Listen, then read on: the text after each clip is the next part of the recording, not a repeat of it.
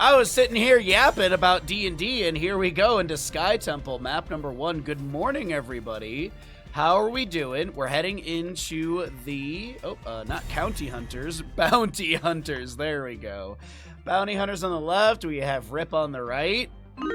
Let's get into it. Okay, so welcome into Murky Cup, everybody. We are here in the final day of this tournament. This is going to be Sky Temple, which we never get to see as our map number 1 in this lower bracket final best of 5 series. Winner will be going into the grand finals, which is a best of 7, unweighted, meaning that the team that came from the upper bracket will have first pick and map pick priority, and that's really it. Well, that is it. This is the Meta Madness style of draft, so the 10 heroes that are picked and played on each map are unavailable on further maps in the series. So the at least 30 heroes that are going to be banned away in this series will not carry over into the best of 7. There are no tournament baseline bans. There are bounties, as there's a team called the Bounty Hunters, and I believe they have literally hit the most bounties. Give me 2 seconds to check. Why does that keep popping up on different monitors? My browser keeps shifting. It's actually the Refueled Raccoons. They had 11 bounties completed. Or 11 total tickets, as they call it. They had a couple attempts, so you get like a half a ticket, as they're calling it. But yeah, Bounty Hunters have only done Convection, Kael'thas, and Valera. That's it. That is all that they've been able to do. So we'll see. I mean, if we end up getting a bounty, I'll mention it, but pretty much it's just pick a hero and win with it. And the whole half a ticket thing is just if you attempt it. So like if you pick up Butcher but you lose, you get like half a ticket. But as I said, I don't think that's going to be really the priority right now. I'm willing to bet that ban is probably being conveyed within the in-game draft chat. So it's not like there's only 3 heroes banned away. Unless Rip is going for like some sort of, I don't know, flex in this situation. But either way, first pick on the right-hand side for Sky Temple. We are going to be seeing Pazuab's ban Haunted Mines, and Alterac Pass will be banned away by Rip. And first pick for the right is going to be a Johanna. Nothing too flashy, nothing too, direction giving. Like if they were to grab a Stitches, it's like, okay, we're going to do a kidnap comp sort of situation. But that's not going to be the case here. ETC Rhaegar doesn't show much either. ETC can be used as a global. It could be just like a power slide initiation. It could just be for a bit of control with a face melt. ETC is a very flexible tank in that regard. But we do have a Rhaegar with him as well, so nice cleanse. So opportunity for Mosh Pit with the Purge available. But Johanna and what will be grabbed here for Rip? I don't know if Lucio was banned away on the left side. So double global with the Brightwing, Dahaka, Johanna. Falstead's still up. Abathur's still up. This is actually a really good map for Abathur as well. Mule has so much value mitigating some of the Temple shots, and his split push is really nice. Though Dahaka does have great double soak rotation or mobility, so he can double soak a bit through like mid to bottom or top to mid. Typically, the solo laners are kind of stuck in that bottom position. Or the globals are stuck in that bottom position because then they can just brush talk or fly out into the objective area as Zeratul will be removed, which leads me to believe that they're going to try to Vikings, or this is all a bait. They're banning the Zeratul so that they can hope to draw a Vikings ban. I mean, Hazuab's is on the left-hand side team. The Vikings threat is just kind of ever-present. So we'll see if there's going to be any sort of consideration into that. Zeratul is considered a counter onto the Vikings, as Zeratul can really hunt them down and rotate around easily. So we won't be seeing Vikings, but maybe it's all a feign in the end. Maybe they have a very squishy composition. They don't want to deal with the big burst of Zeratul in the late game, because realistically, if you go like Hanzo Genji, Zeratul can really body them in the late game post-level 16, especially post-level 20. What's up, Mitch? Good morning. Congratulations on your 100% of Borderlands 3. How does it feel to be done and over with it? All right, we got Tyrael coming through. I doubt it's going to be Juice Pirates for Bounty Hunters, but, it's there's a Tyrael. Right side, last 2 picks are going to be what? What are we going to fill out the rest of this draft with? Johanna, Brightwing, Dahaka still need damage. Just that's the big factor here. Junkrat, if he wasn't that other ban, is available, so maybe Junkrat consideration.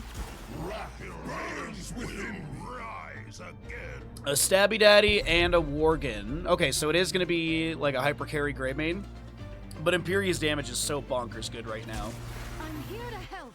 And a Jaina to round out the composition on the left side. So just a very simple Jaina. I like it a lot. This is really great draft from both teams. We're going to go ahead and swap over to the casting screen. The Twitch Gamble's going. Thanks for being here, and let's get into it. On to the next game. What game? No idea yet. You should 100% Elden Ring. No, that takes so long. Oh, well, enjoy your break from having to 100% something. Actually, you know what? Your next game will be Borderlands 4. That's the next game you can 100%. Yo! What?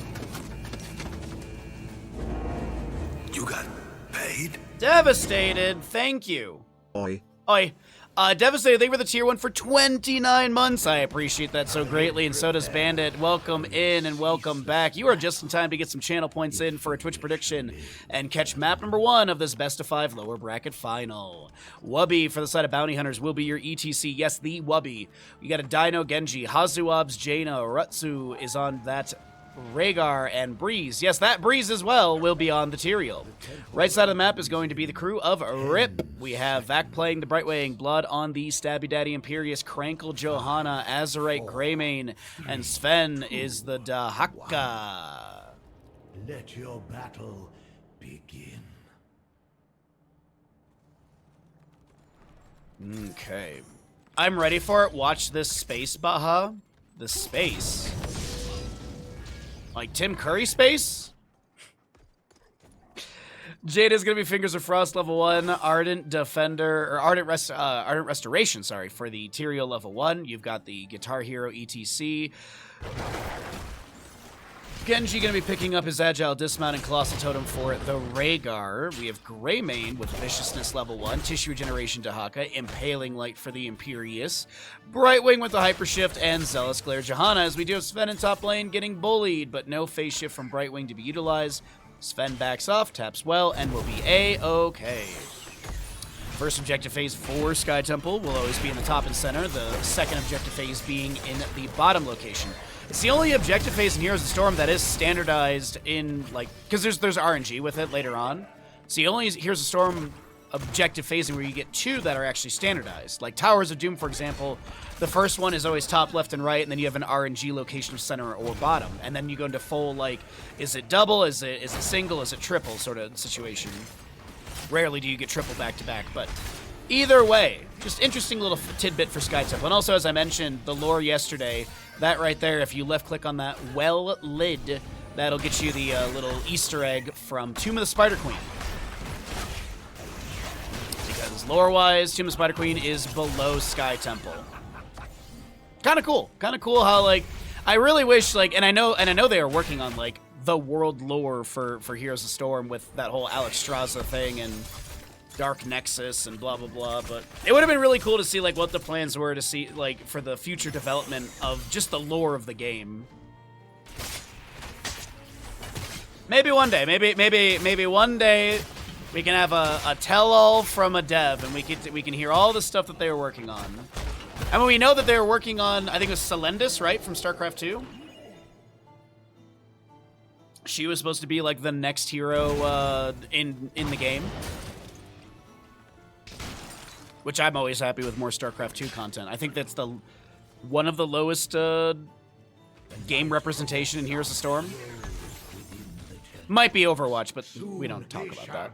So anyways, first objective phase is going to be able to available. We just had some rotations. There's really nothing major to note outside of experience being gained. A little bit of poke here and there. You got some camps to be grabbed. No major invades outside of Dino jumping in over here on the right side and swift striking away. So as I said, the early game for this right now, I wouldn't say is passive, but there's nothing really flashy, nothing too threatening, nothing too much to worry about on either side.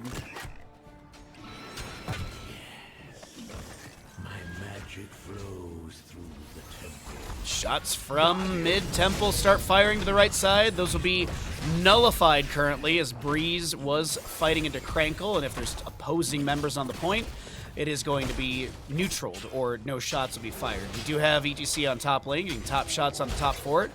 Camp was pushed into the gate, I do believe, and there's an opposing side camp moving in with Greymane, but Jane's got great blizzard damage to clear that out. Genji in the bottom lane will be up against the Dahaka. A couple Shurikens thrown into Sven. We do have Shuriken Mastery level 4 picked up, Essence to be activated, and it looks like Dahaka will go into Tissue Regeneration level 1, Hero Stalker 4, and Feeding Frenzy 7. Imperius continues with the Flash of Anger at level 7. Johanna, Subdue, but not Subdone. You get the Sins Exposed. Wizened Duelist for the Greymane at level 7, by the way. Critical Miss for the Brightwing. Got the Magic Spike Synergy level 4 on that one. ETC Power Sliding. The Shield Glare, not enough to take down Hazuabs. If that was the old Shield Glare, the old Zealous Glare at like 100 and something %, that would have definitely killed, but alright.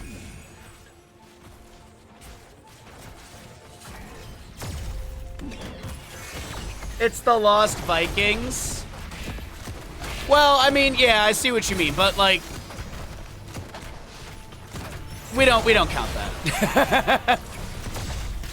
They used to have their own tab in the game. There used to be a Blizzard Classic tab, and it would only show the Vikings. That one we just put a little asterisk next to. You are correct, but we put a little asterisk next to that one. Nowadays, if you click on the Blizzard thing, it gives you Orphea, the Lost Vikings, and Kira. The Nexus-born heroes, as they say.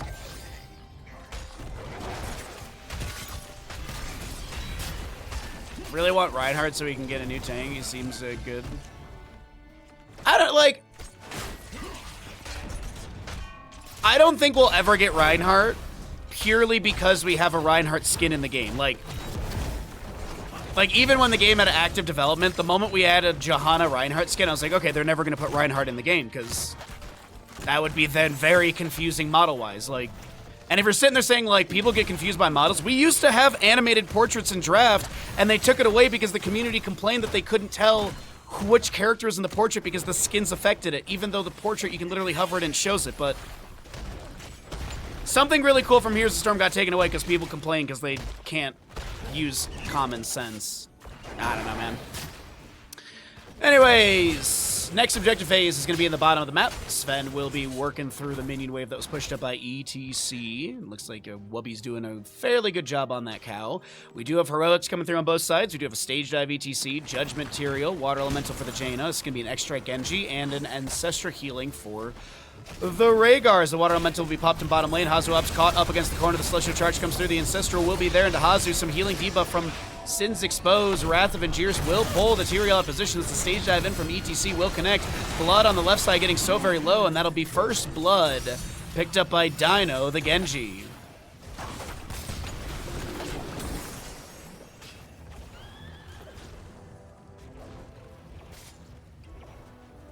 But, like, Reinhardt's kit, I agree. Like, Reinhardt's kit would be really cool in the game, but, yeah. My biggest thing, I just wanted more stuff from StarCraft 2, because I think there's so much they could have done with that.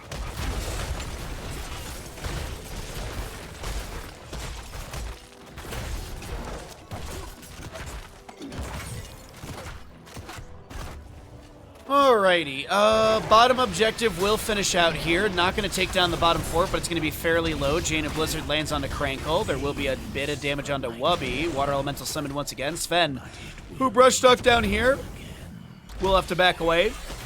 Meanwhile, in the top lane, Breeze will get the kill onto Brightwing. Azurite gets a Curse Bullet connecting into this Tyrael, who just sustains the damage. I think Dino is looking to step up, but won't be able to follow up onto Greymane right there. We didn't talk about right side heroics too much. It is going to be Blessed Shield, Blink Heal, Wrath of Angiers. We have the Isolation and Curse Bullet. Left side, Bruiser Camp being grabbed, the right side as well. And we're getting into the RNG phasing of this map. We got a top temple coming up next and a bottom one at the same time.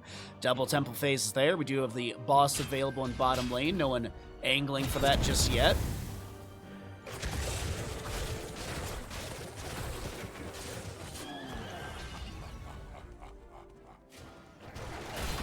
Vision being contested here over the top of the map. The phase shift in from Brightwing. The Celestial Charge lands as well.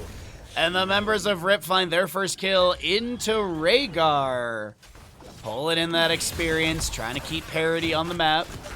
More stabs for Imperius. You do have Greymane going into Unfettered Assault. Might be Lord of his Pack level 16. and possibly Tooth and Claw 20. Sometimes with the Unfettered Assault, Wiz and Duelist, I see that, so that's why I'm wondering. Tidal Waves for the Rhaegar. We will be seeing Encore ETC, which was nerfed by 1% most recently. We do have a patch coming up in the near future, by the way, but a stage dive in from ETC, the Power Slide as well. Greymane is the target. There was Ethereal Judgment to go in there as well. Big Celestial Charge to create space for the allies to back away, but I believe Blood will be taken down, get some resets on those Celestial Charges, but is gonna fall in the end as the X-Strike almost takes down Crankle Brightwing.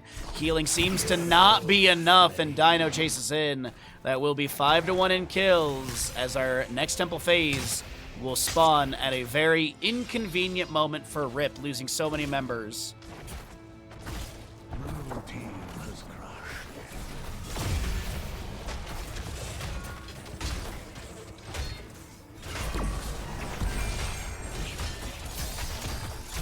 Brightwing blinks over to the minion. Dino chasing in with Genji. Couple shurikens. Sustained damage decent. Brightwing blinks back.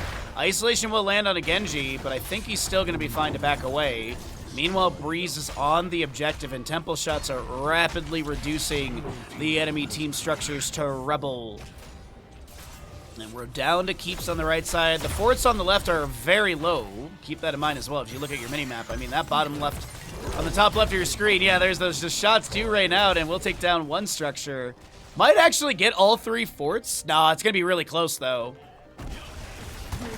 Very close, very close. So it's almost an equal map right now. Boss is maybe being contested. I think it might have been tagged in the engagement. Sven will pop some Essence stage dive in from ETC. The Curse Bullet will land.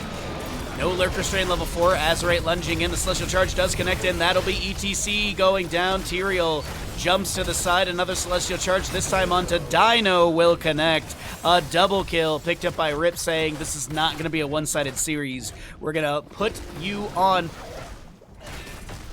blast. I don't know. My brain. We're going to put some pressure onto the enemy team, and it is not going to be a one-sided series, because it was starting to feel that way with the amount of kills coming through early game, the structure control, but realistically, it is pretty equal between both sides. Oh my god, Tatsuki, good morning, bud. What's up? How you doing? So good to see you. Thanks for coming on through. Excited to body some fools with you in Rivals this week. And if you're feeling up to it, we'll do some comms as well, so that way we can flame our teammates without them knowing.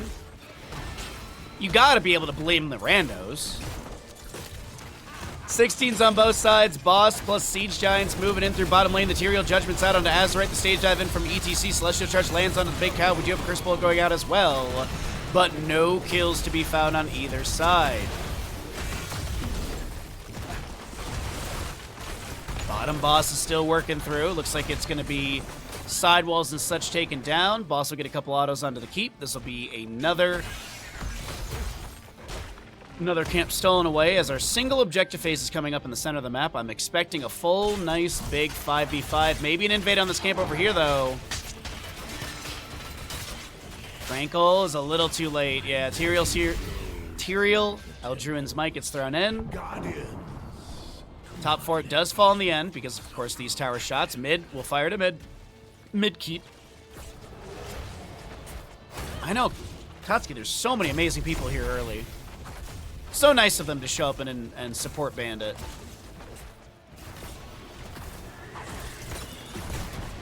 Less shield initiation from the Johanna. Curse Bullet goes in. Rhaegar is going to be the target. He gets the Ancestral Healing over into Breeze, but then Rhaegar is the one taken down. Big stage dive connection from ETC with a power slide through. That will be Tyrael going in with a Judgment as well.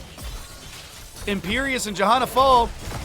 Greymane tries to find a trade. Won't be able to do so. And now Brightwing Dahaka. Well, Brightwing's on the retreat. Dahaka's already out of there. Yeah, he's out of there. He's fine. No Finland, but that was a big turn of tables favoring... I'm doing my part. I'm doing my part. I'm doing my part. I'm doing my part, too. That was perfect timing, Kaladin. Thank you so very much for the Tier 1 resubscription for 31 months. So many nice people just resubscribing this weekend. Thank you, everybody. Sven, are we heading to Northern Europe? Maybe not. Sven will not be taken down. Top keep is falling rapidly. Death timers are kind of low. Bounty hunters, that's going to be a drag on to Breeze. Aldruin's might allows them to back away. Top keep goes down. And no Finland, no end.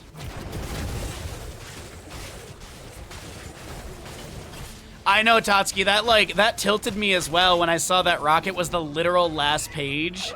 I was like, come on, man. I might have to play Marvel Rivals a couple times a week, honestly. Because usually in my Wednesday streams, I can usually get like all of my dailies and stuff done.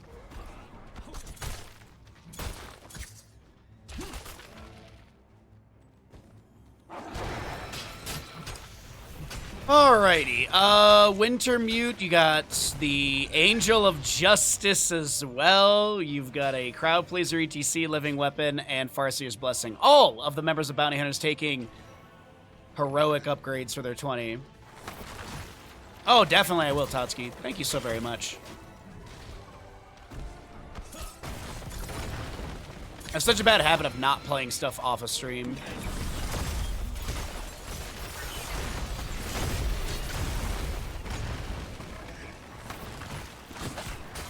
What's up, Crush? Good morning. You missed Nartanis yesterday. He went into Protector of Fire. You can guess how it went from there. Sven will get another Brushstock out. Wonder if he goes Apex at 20. No, Contagion. Okay. Radiating Faith, Invisible Friends, Impervious, and it is going to be that Alpha Killer level 16, but Tooth and Claw at level 20.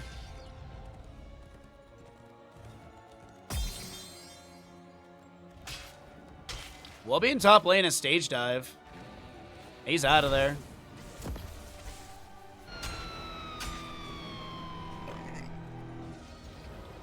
Well, the gank into top did not go anyone's, or it did not go the way of Rip. Double objective phase coming up. Keeps are going to be favorable to the side of Bounty Hunters, and this is that point of Sky Temple where you can't passively trade 5 seconds on boss. You need to play aggressive as this team down since you don't have that keep in top lane. Looks like there will be a call for boss, though.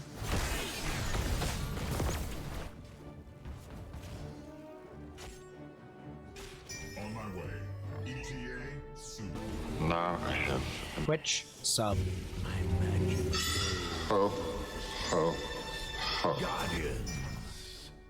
Tatsuki, thank you so very much for the tier 1 gifted sub to Ashmantle. That's so very nice of you. Man, so much love coming in today for the stream. Thank you so very much, Tatsuki.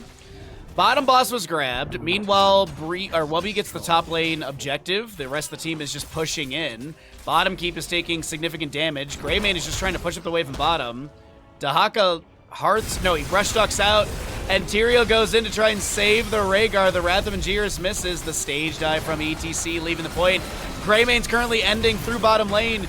Jaina Blizzard takes down the Imperius. The bottom keep is going down. They just have to stop the backs. The members of... Oh, no, they won't get the back stopped in time. But actually, Tyrael is the only one to make it back, but Greymane's so very low. Boss is pretty healthy and hardy, though, and it's only a Tyrael to try. They're going to go for a base race, ladies and gentlemen. The way we're going to kick off this lower bracket final is with a base race, and it looks like Bounty Hunters will be the ones to fall in the end. They can't take care of the boss fast enough. GG, well played. Rip takes map 1 and an exciting base race ending.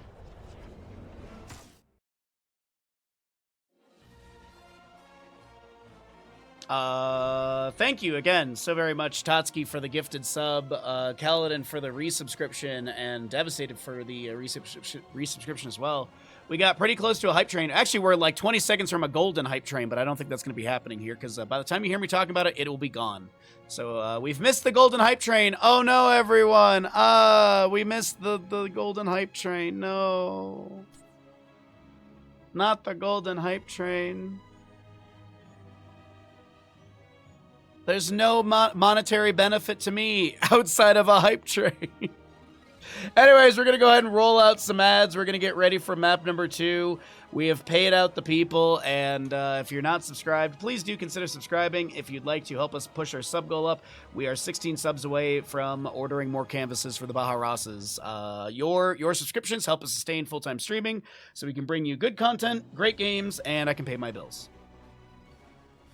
Anyways, let's get into it, everybody. We are here. Sorry, we were memeing about, apparently Sven got food delivery and the person put the bag, like, in front of the door, and so he can't open the door.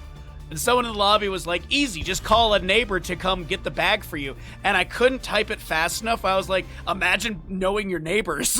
But the lobby started, I can't type anymore, so let's talk about Heroes of the Storm.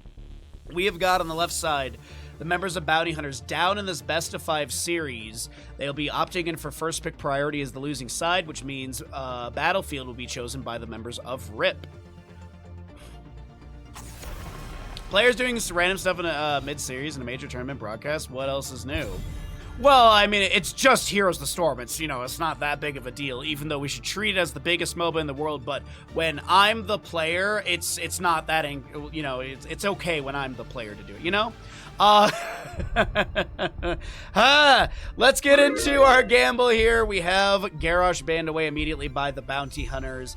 We will be seeing Rip getting rid of Chromie. I was going to say Lucio. I was anticipating the Lucio ban.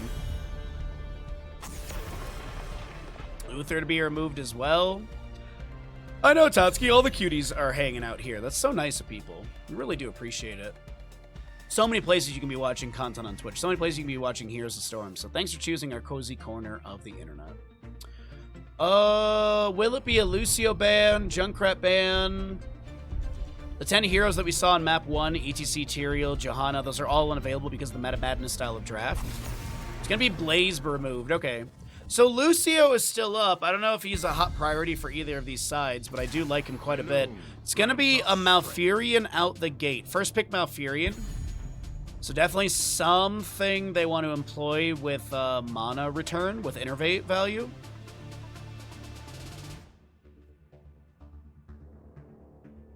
I feel like Li Ming would probably be a priority on the left-hand side for Bounty Hunters, but we'll see. Also with Malfurion Tracer as a consideration as well. That'd be really funny if Rip takes the Tracer early. With every death comes honor. With honor, redemption. I'm simmering sauce for my ravioli. Any celery salted? Oh, dude, celery salt is such an underrated seasoning, and people don't realize it. Celery salt is just, super underrated seasoning. I assume it's a Tracer early on. Like, probably like solo laner plus Tracer. Ready for action. Now, Johanna was already played, so you don't have blinds into her from that. You can go into Mei as a main tank. You can go into Cassia as well. So out of loop in this game, that's okay. I'll do my best to keep you informed. I'm in my opinion, a decent caster. Pretty decent. Ban-wise, still need a solo laner. Could get rid of like a Hogger or something like that if they don't want to deal with that. Sonya's not a bad idea. Unless they're, I don't know if they're actually I don't know if that's like a missed ban or not. We can't see the draft chat because I'm set to observer, not referee. So I don't know on that one realistically. It could be a missed ban or not. Left side. Samuro, Hanzo. Anduin would not be a bad ban, just have the Leap of Faith. Medivh is not a bad idea either, actually. We're gonna get rid of Varian, okay. The Medivh is not that great in this map, but having Force of Will to deal with Tracer Burst from Pulse Bomb, Muradin's setup is really nice. Portaling to just get away, or even portals into the backline. Samuro, I don't know. I don't really care for the Medivh too much. It just, you know, just thinking of what could be utilized here to mitigate some of that pulse, sustained damage and pulse bomb blow up value. God, I can't talk today.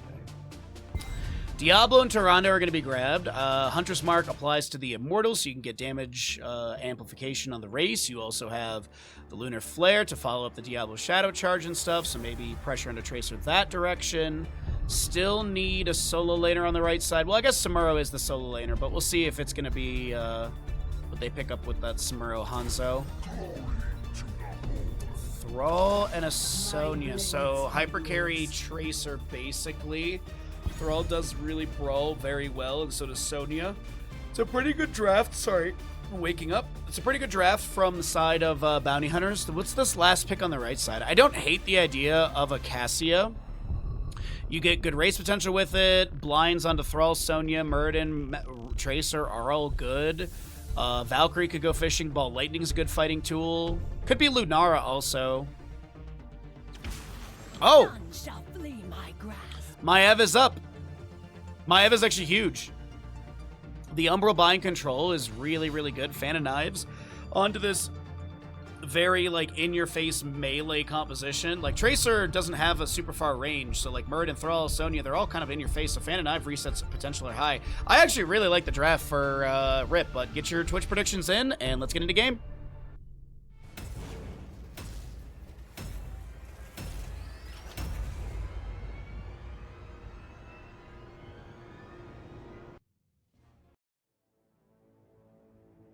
Doing my best to mute between, scenes so I can blow my nose, because God, the allergies are bad today. Right side of the map is going to be the members of RIP up in this best of 5 series in the lower bracket final. The winner goes to the grand final, which is the best of 7. Coming up next, we got Blood on the Hanzo. Back will be playing your Tyrande. We got a Sven, Samuro, Krankle, Diablo, and Azerite Maiev.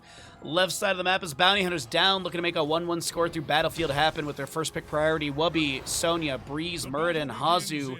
On the Thrall, Dino Tracer, and Rutzu will be your Malfurion. But the most important thing of the map is going to be the Tyrande Sentinel. 2, 1. Let the battle begin. And it keeps going! It's not gonna hit. GG, well played. We're gonna get a 1-1 score. Level 1s, we got the Ranger for the Tyrande, Devil's Due, Diablo, as well as the Naisha's Memento. Simple geometry for Hanzo picks up its 6th stack already. And yesterday, people said that they saw a Tyrande Sentinel bug. It is when Tyrande is mounted. I believe it's like a skin-specific thing. I can show you in a second. Wave Illusion for the Samuro as well. We've got Sonya. See, here you go. She's mounted. You can see that bird just like floating around the top of your screen here and there. We do have a Warpaint Sonya, really? Okay, no Furious Blow level 1. It is going to be Malfurion Emerald Dreams, 1-2 punch with a Tracer, Rolling Thunder Thrall, and Muradin with the Dwarf Block level 1. As the Pulse Bomb goes out, a root from Malfurion's there, the Umbral Bind pulling Hazuab's back in, getting a little bit low, and the Fan of Knives take him down. First blood to the side of Rip. Yo, what's up, Forget What? How was the brewery party yesterday? Hopefully you had a good time and got some decent food. I had a blast playing D&D with my friends. And then I went to bed.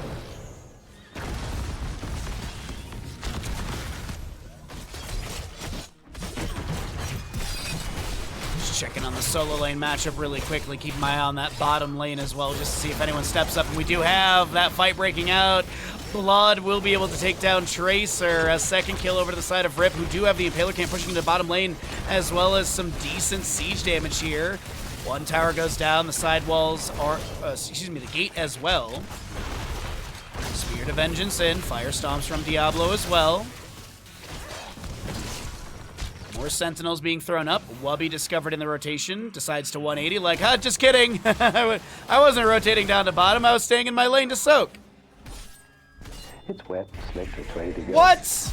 Totski with another gifted sub? Thank you so very much, Totski. You got deadly with that one. I'm assuming it was intended. We're wet and slick and ready to go, everybody. So Tyrande over here is going to be mounting up. Looks like Sonya in the top lane did get rotated on, and she'll be taken down by Samuro. Pings onto Krankle. I will reach your position shortly. So Maiev grabs camp on the top lane. We have Sentinel connecting onto Thrall really quickly. It is going to be the Elune's Chosen at level 4. All right, the Immortals will spawn. Let's actually go ahead and bring up the Immortal bar over here so we can actually showcase the... Hold on, wait a minute. Shadow Charge overpower into Dino. Diablo hit with a Pulse Bomb. No Soul Shield level 1. Tyrande gets the illusion mark. Illusion's mark onto Diablo, but he still gets taken down in the end. And the members of RIP are still looking to step in here. Samuro working on objective. Wubby will go down. It is going to be a trade. And so here, if you're curious, I believe Tyrande has it off cooldown 5 seconds. It might not be utilized in this phasing. Probably going to be utilized when we get to the next one. Just a little fun tidbit that you can debuff the Immortal Armor for race. You can also use Variant's Colossal Smash for that. But the first objective phase is completely scripted, so we will be seeing this immediately. Swap over to the right side. There's that armor debuff. You can see on the left of your screen. It does expire because it's not that long of a duration from Tyrande. A root from Alfieri, and you've got Sonya on the left side trying to race against all of this. The poke onto the blue Immortal. Alarian is pretty good. Another Sentinel being thrown out. Mirror images of Samuro. Trying to get a couple autos in onto the Immortal here and there. For all level 4 is completed out already. Retsu getting a little bit low here on the left-hand side. The Pulse Bomb will land on a Crankle. We have Scatters going out as well. Retsu gets a really quick heal, and Sonya spins down the Diablo. Scatter goes out to finish out Hanzo's level 1 there. We do have Burning Blade for Samuro. He's going to be going into the one with the wind at level 4, by the way.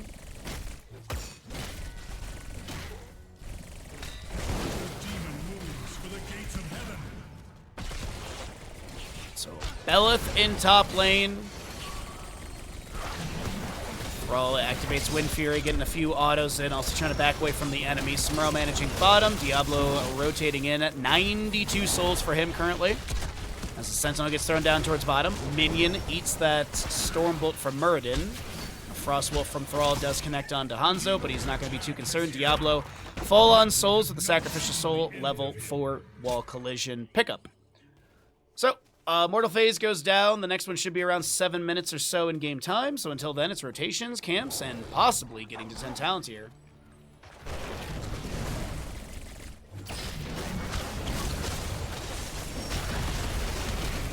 I go to sip some tea, and Diablo just starts dying. Unfortunately, he doesn't get the 40 armor from making the wall collision onto Dino happen, so souls will be completely expended.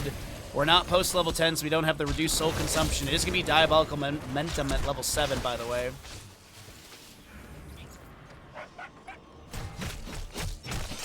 Three to 4 in kills. Experience is pretty equal. Let's go ahead and cycle through the other numbers if you're curious what the damage, healing experience looks like thus far in map 2 of our first best of 5 of the day.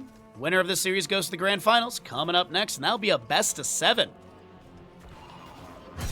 Good handful of games available for all of you today, and I hope you're having a great time enjoying all of the best MOBA on the planet. Crankle anchors while Blood and Vec will finish up this camp. There's your next Immortal Phase announcement, and then we'll be seeing that popping up, as I mentioned, right around 7 minutes in game time.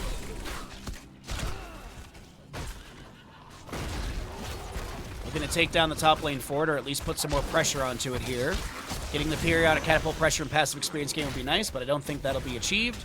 Sentinel being thrown down. Looks like Tracer heads over to Wubby. Dino going to help out with this camp on the left side here.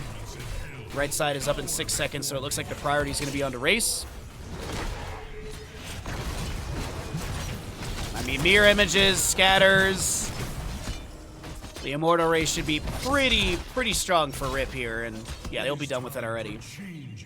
Now, Diablo's not full on souls. He doesn't have the soul stone underneath his model. He only has 5 over here. This upgrade with Muradin's as well, these are automatically because of the level 10 and just hitting level 10. Much like Stitches now automatically gets the 40% range increase on his hook when he hits level 13. Same thing with Muradin and his Stormbolt, as well as the Devil's Dew, or the Soul Stone reduced soul consumption. We'll talk about heroics in a moment here. Let's go ahead and pull away the talents and see how this engagement unfolds. Scatter goes out. Mirror images pop by the Samuro. We do have Way of Illusion completely stacked up. It is going to be Illusion Master, Dragon's Arrow, Containment Disc Apocalypse, and Starfall. Opposing side, Wrath Berserker, Tranquility, Sticky Bomb, which is available, Earthquake, and your Avatar for Muradin. Mortals on defensive sides. Looking to see when Rip steps up into bounty hunters here. Samura still working on the wave in bottom. Sonya doing the same thing in top, so it's 4v4 around the objective pit. Spirit of Vengeance in from Maiev. Stormbolt not connecting from Breeze. A root from Hazu lands onto Krankle, and that's really about it. Sentinel gets a hit onto 2. Immortal still trading imaginary damage. Smurro heads to top lane, I think just to grab the experience in the wave. No, he's going to grab one quick wave as well. Sonya going to do the same thing in bottom. No, she is. They're looking to engage here. Rather Berserker will be activated. There's a Spirit as well. The Immortal stun comes through. The Pulse Bomb goes out. There's going to be a Starfall from the Tyrande. Avatar from Bird, and Dragon's Arrow lands onto Tranquility. Malfurion in the backline. Tyranda's the first one to go down. Now Smurro is here. Azerite getting really low on the Maiev, and that's a great burst onto Diablo and Maiev. The members of Bounty Hunters will find the triple kill in the end. And I believe Rip hesitated just a little too much. Meanwhile, Samuro is going to try and race things down over here. Little Sakuchi. Oh, no, that was just Windwalk activation. Does he? No, he doesn't. Okay. What's up, Ninja? How you doing today, bud? Stand victorious. All the friends in chat today. It's a really great Sunday. Because you all are here. Alarian heads to top lane. Samuro mirror images get a couple autos into Breeze, but that's really going to be it. Containment just finds Malfurion in the backline. Assist pings are going to be out as well. Diablo Shadow Charge. He dies mid overpower and gets flung to the right side of the map. And now the Immortal will be working on the fort, but it looks like Hanzo and friends will have enough damage to take this down. Fort will be sustained. Meanwhile, Sonya in bottom lane is going to run things down with Thrall, and they do get that fort over there. Thus ends my assault on hell. I must rest for a time. Sentinel to try and get some vision. Gets the hit onto Hazu. The Dragon's Arrow is just a little too late, but the Emerald Bind will connect. Lunar Flare doesn't. Wind Fury activation. Thrall is how we say Giga dead. Scatter into Dino is really good. The Sentinel goes out once again. Hanzo with a few autos into the fort. This mirror image is tanking tower shots. Spirit of Vengeance, no teleport activation. Sonya in the top lane soaking. Level 13 almost here on the right side. Diablo's going to anchor here, and they'll take down the fort. I wouldn't be surprised if there's a rotation for camp and or fort in top lane.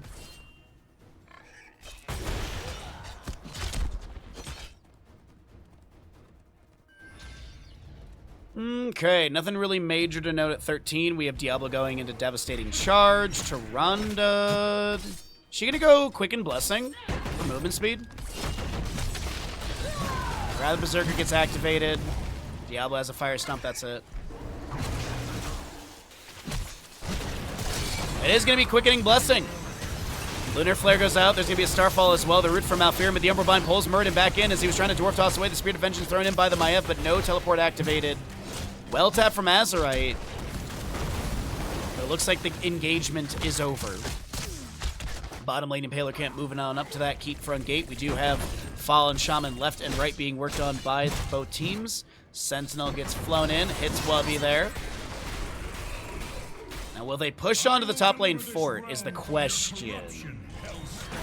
No, they're going to prioritize race. It looks like actually Samuro will take this down. He's going to micro mirror image. He'll swap to that the last second. And help the race with the allies as that is a really, really fast race. Why do I feel like Rip did more than half of the Immortal health bar? Why does it look like they did actually more? Because it's supposed to change the weird.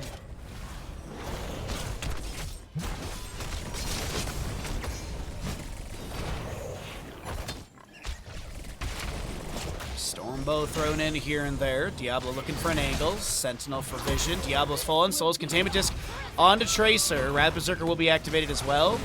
Looks like Spirit of Vengeance. Maiev backs away. Meanwhile, there's more damage onto the Immortal. Muradin lands the Stormbolt onto the Hanzo. Does he have a natural agility to back away? There's going to be a Starfall from the Tyrande. Pulse Bomb lands. Blood is getting so very low. Drops or throws in the Dragon's Arrow. God, names today. Immortal will get picked up by the side of Rip.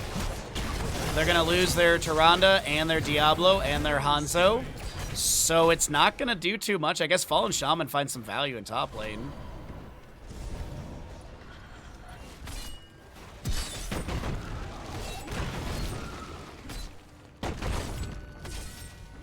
Where are you heading to for vacation, Ninja? The demon approaches the gates of hell. Yeah, this is going to do nothing here, and Sonya manages top, so that'll be that. I mean, Samuro is rotating in. Yeah, I think they're just going to try and get 16s realistically. Use the mirror image to supply vision. Try and soak up where they can. Unfortunate. That was going to be a pretty decent Immortal if they had the push with it. They do get the keep front gate over here.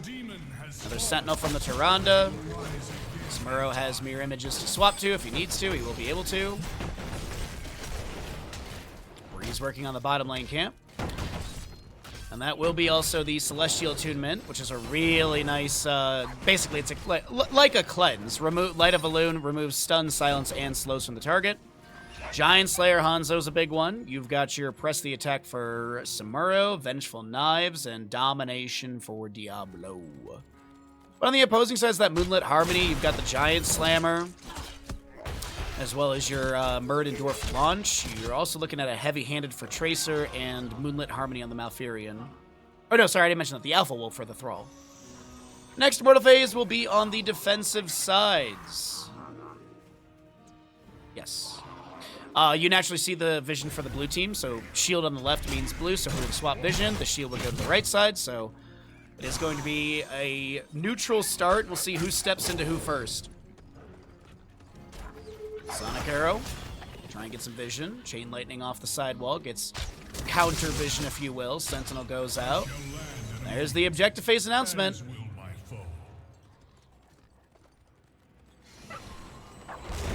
You're gonna go flood down the Muskegon River. As that'll be Diablo going down after Apocalypse gets activated. Spirit of Vengeance, Dragon's Arrow, Starfall is there. The Earthquake from Thrall as well. Good scatter damage, but losing the Diablo there without souls is rough. There is no escaping.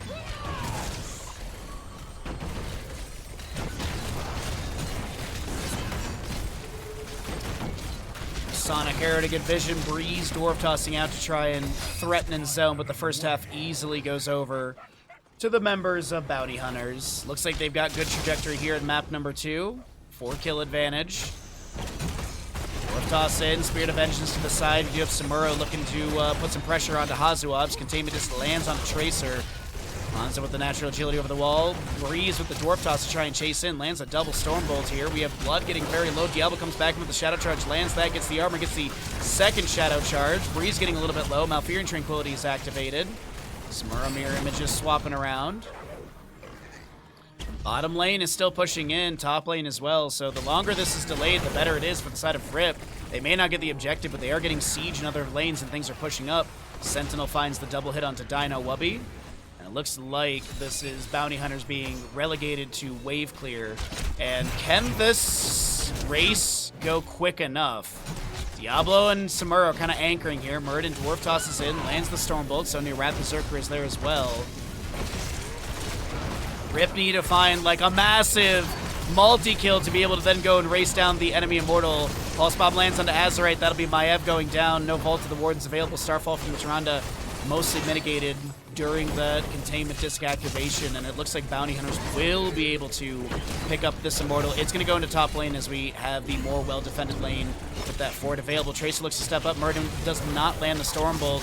Tracer continues to chase in as Samuro does get deleted by the Sonya, trying to swap to a different mirror image, and Sonya had the read on that other target.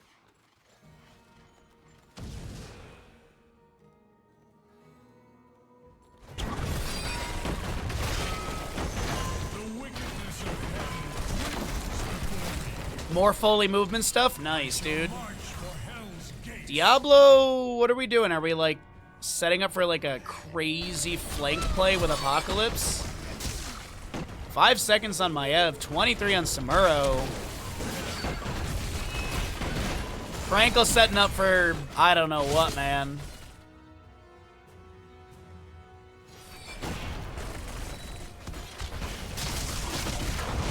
Apocalypse gets activated. There's going to be a Pulse Bomb and a... Oh, Diablo finished out as level 13. I thought he actually had full souls. Now he dies. All right, that's probably GG right there, team.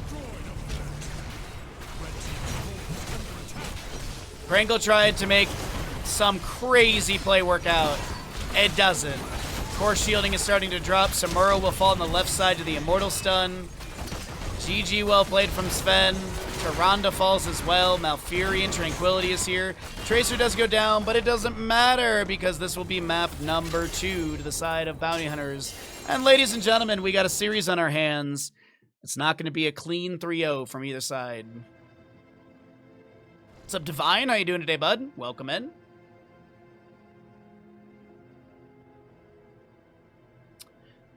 We are currently 15 subs away from our sub goal. If you're feeling generous, if you'd like to help us push up for that, we've had a little bit of generosity today, but if we can hit that goal, that would be much appreciated.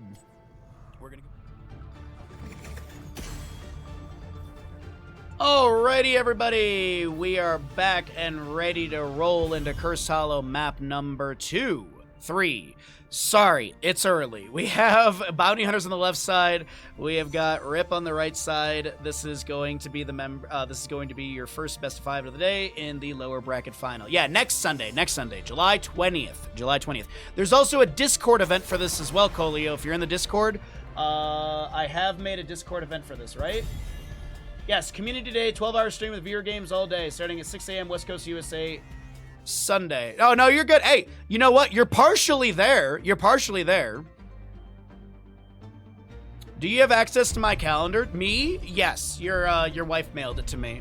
She said, make sure you always do Speedrun Saturday when it's inconvenient for Crush.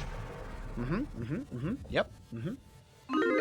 Twitch Campbell's going on the left-hand side. We have got Bounty Hunters on the right side. It will be the Rip crew. We have a Lucio band and a Chromie band. You're out of breath. Are you serious? That is actually so funny. Well, maybe I'll do Speedrun Thursday or something. I don't know. We'll see. Maybe. I got an itch to put in a good time for Hades. I don't know why. Maybe like it's hot outside and I'm like Sweatlords. I don't know. Left side of the map for Bounty Hunters, they will be the ones to ban away the Lost Vikings. Interesting. There is, Rip does have a Vikings player on their team, so it's not a crazy ban. Abathur will be removed, so the two kind of macro control heroes. Now, is there going to be any priority for a Sergeant Hammer for either team? Because Sergeant Hammer is really popular on this map. Also, as something to mention, we do have the Meta Madness style of draft, so the 20 heroes that we've seen already picked and played are unavailable for future maps in this series, and that will reset when we get to the best of 7 grand finals. You'll catch the VOD. Yeah, Chromie Deadly is insanely prioritized, like highly prioritized. Unraveling level 20 right now is busted strong. It's like dumb strong. Effectively, if you love the level 20 or 18 for Chromie, however you want to split it, if you stand inside Slowing Sands, every 0.25 seconds, you will lose 10 spell armor up to -50. So that means at 1.25 seconds, at 1.25 seconds, you have -50 spell armor. That is stupid fast. That is broken fast. I don't know how that is in the game, man. That is insanity to me. -50 spell armor against a mage. Anyways, still grilling and chilling. We actually just upgraded our cooking stream. We now have the ability to do cooking streams with the grill. But yeah, I'm still streaming 6 days a week. I'm doing my best to full-time stream and sustain this career. That's what I'm doing. I'm doing my best out there. Also trying to find something big to cast as well. I really want to get into Marvel Rivals, but that feels like I don't even know how to get through the door on that one. I don't even know how to get my fingers shut in the door on that one. Hogger Blaze on the right side. We got a Junkrat, Garrosh, Uther on the left. Malthea will be banned away as well. Maybe Rip is going for a very bruisery composition here. They're going to go 5 bruisers.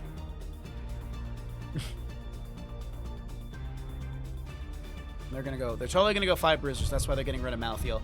No, I don't think they'll Cho'Gall this. Lunara being banned. So solo heal Uther. Uther does tend to struggle with Lunara damage over time as a solo healer. It can really burn through his mana bar, so I'm wondering if that'll be the case. Also, Lunara Vision's really good on Cursed Hollow too. Like, let's be honest, Sentinel Wisp level 1 is really strong. What's up, Abby? Good to see you. Thanks for the redemptions. Appreciate that, bud. Next 2 picks on the right. Ana Orphea. Okay. Falstad is still up, by the way.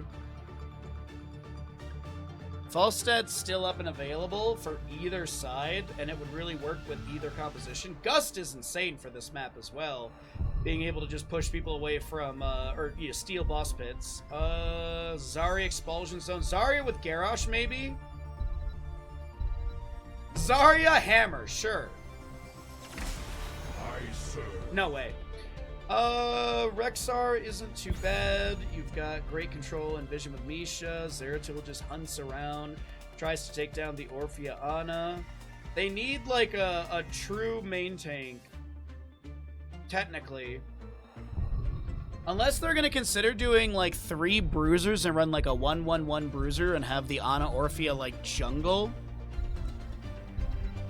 I think it's gonna be a regular tank though, like Mal'Ganis or something. The Arthas is actually really smart into the Zeratul just to try and get some roots as well as reduce auto attack speed into Uther as well. Misha can be controlled with that. The Arthas pickup is really nice. Sindragosa is a great siege tool as well. Amplifies out of curse value. Pretty good draft from both sides. Let's see how it goes. Dahako's already played. Dahako's played in map 1.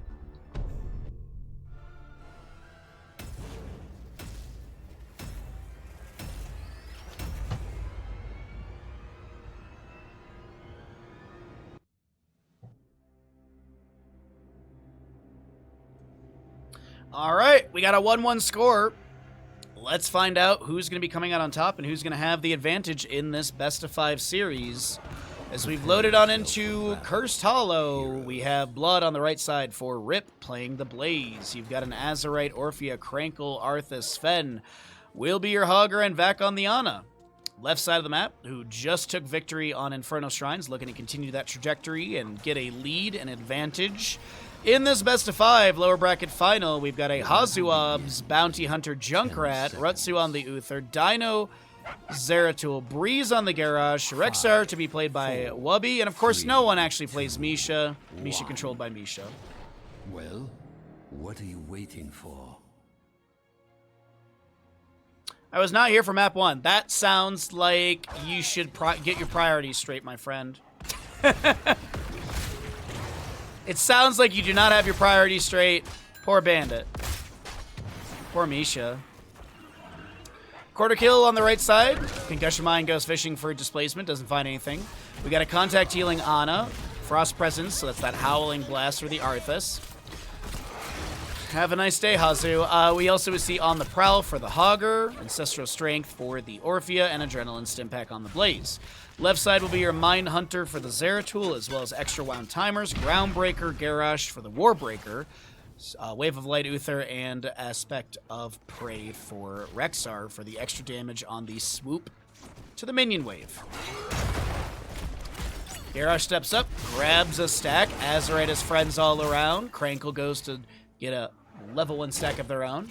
Hogger over here grabbing camp. We do have the enemy team rotating for their own bruiser. Ana will come over here with a couple autos, a few extra healing darts for Sven, and our first objective will be top center of the map. Cursed Hollow first objective is always top center or bottom center, and then we go into the RNG of all of that. You can do a little bit of location prediction. Now, back in the day, a long time ago, we used to not have objectives previewed on the map, and you would literally just, like, you'd get the announcement, it was a mad, you would just be, like, hoping that it's, like, on your side of the map if you're not a, or you're hoping it's on the opposite side of the map if you're, like, a global or something. And then you would have to do, like, the RNG, like, calculations. Like, okay, it was top center, then it's bottom left, so it's going to be top right for the third one. And then you go back into the random pool again after the third one, and then, yeah. Now we just have the preview on the map, and life is a lot better. Granted, we've had that for, like, years, but... That learning, like, that learning curve a long time ago, that could literally be game deciding if you could predict that one location. You'd have a slight advantage over the enemy, as you'd be able to rotate and set up for the objective faster. Anyways, we have Taster Explosions for your Junkrat level 4. Grizzled Fortitude for Rexar and Misha. You've also got your Psionic Strength, your Indomitable, Pursuit of Justice, Debilitating Dart for Ana. Death Lord, by the way, not going to be going to the Frozen Weights for the Arthas. It is going to be Hoggers Joggers. You've got the Eligrissimo, as well as the Incinerator Gauntlets. You Unlurk, welcome back. Oh, you missed me talking about all the things I absolutely adored of the session yesterday.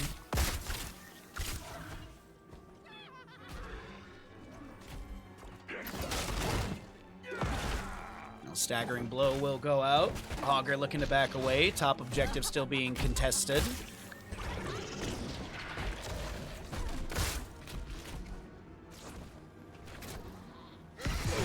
Stun goes onto the Orphea. A couple grenades from Hazuabs will connect as well. Breeze gets hit with a Sleep Dart. Concussion Mine set up around the objective channel area as Blaze comes in with a Jet Propulsion. The Frozen Waste activated by this Arthas as Garrosh will throw away the enemy team. Oh, it was mostly just saying that I had a really good time because I got to chomp and I didn't die and we got to do some RP and we have questing stuff and I'm just excited. Just that. It was a good time yesterday. Fun jail escape sequence. I had Metroid music still playing in my head the entire time. It was just the Metroid escape theme just constantly looping in my head.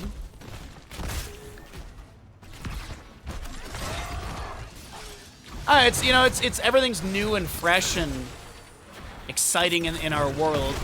Retsu over here getting chased, gets thrown out to safety by Breeze. Concussion Mine maneuvers Crankle into Dino, who's going to look to jump in and try and take down this Arthas. Frozen Waste active. Groundbreaker misses. Shall we see who gathers enough fruit this time?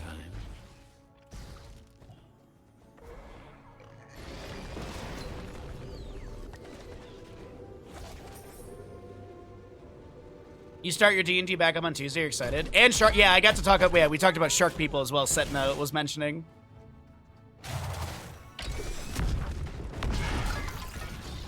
I love my Kakaria. It's fun.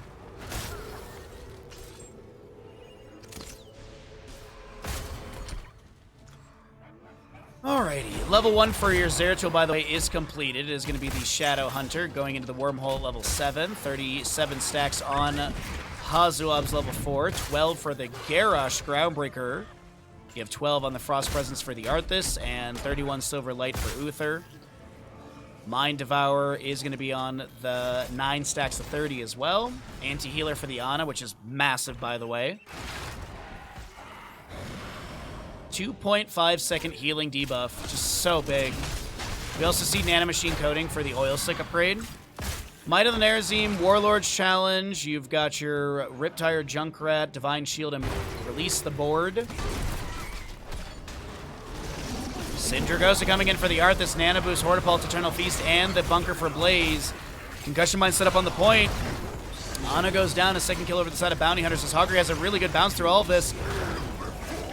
Arthas will be able to set up the kill for Orphea into the Uther as Groundbreaker's finished out from Garrosh. We have Orphea going down. The Ghost Heals from Uther are just way too good. Hogger looks to bounce around here. The bunker will expire. Arthas being thrown out of position. Dino looking to come in to find the fatal damage onto Arthas. Breeze getting a little bit low. The Jet Propulsion misses. Dino comes in and starts cleaning up the fight. Sven getting a little bit low. Takes down Wubby. The Misha Bear will go down. Hazuabs wants to take down Sven. Dino's so very low, and so is Sven. The Staggering Blow will be there. The Biotic Grenade goes out, and Sven does not go down. Oh, the grenades from Junkrat will get the kill. The Concussion Mine blast Blaze closer.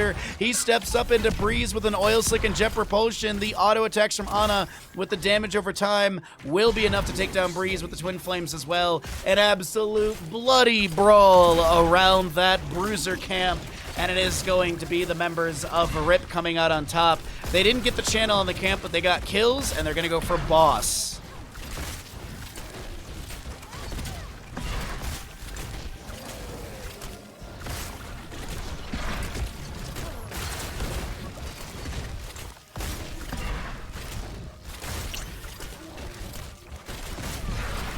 Hoo-wee! Bosses will be traded in the end. But here's the thing to mention. Sindragosa is up. It just came off a cooldown. Will it be used to guarantee the fort so that the boss pushes on to the keep? No. Okay. This guarantees fort with the siege available. Garrosh is grabbing Bruiser, or Siege Giant Camp. Bruiser Camp being worked on by Misha. Next tribute is in the bottom center of the map. This boss is, yep, going to be able to take down that fort. In the bottom lane, boss is pushing things in, and it looks like this will be... Fort probably saved by Hogger Blaze. Yeah. 13's on both sides.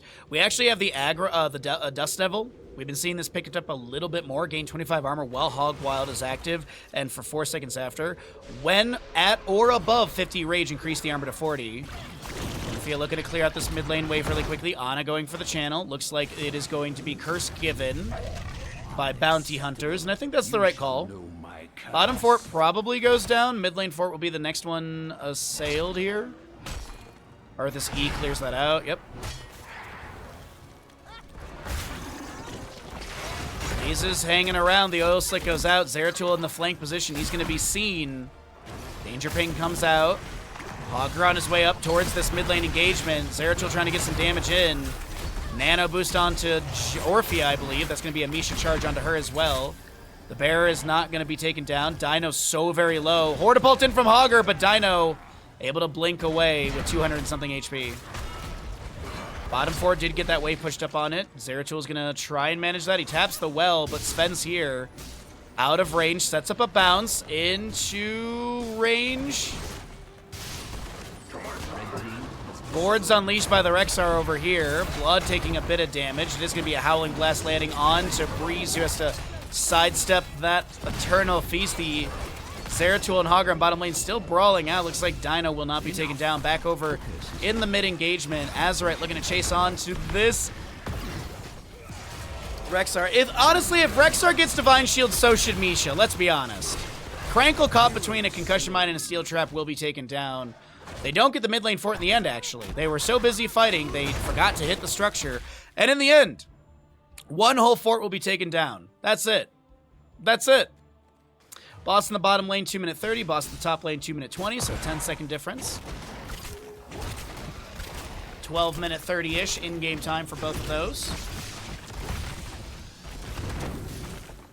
Oh, we leveled up, by the way, at the end of session yesterday. I rolled another 9 on my I rolled another 8, but I Constitution +1. My first level up, I got 9. My second level up, I got 9. Like, dude, I am... At level 3 in D&D as a bard, I got 44 HP. It is bonkers.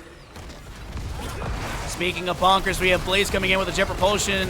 Lands a good stun. There's going to be a Riptire into Azerite, and there's so much healing coming through. Orphea will live. Nano boost down for 60 seconds was used. Jet propulsion finds the Garrosh, and he gets picked off as well. Meanwhile, Sven looks to back away.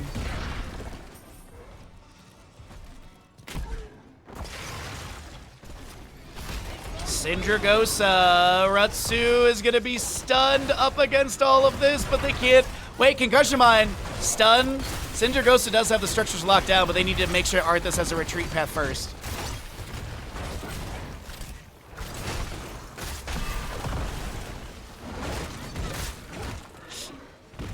Oh, you naturally got Mac? No, seriously, it was so funny because Stark had us roll it at the end of session. He's like, everyone just roll your health just so we can do this like together and, you know, see each other's health. And like, I think Kaimo rolled like super low because he did that the first time. And then I rolled another 8 and just started laughing. I just started cracking up because I think Kaimo rolled before me and got a super low roll again.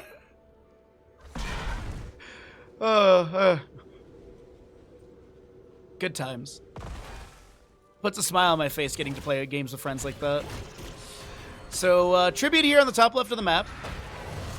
12.5 minutes in. Ratsu does get the channel. Misha gets taken down, unfortunately, delaying.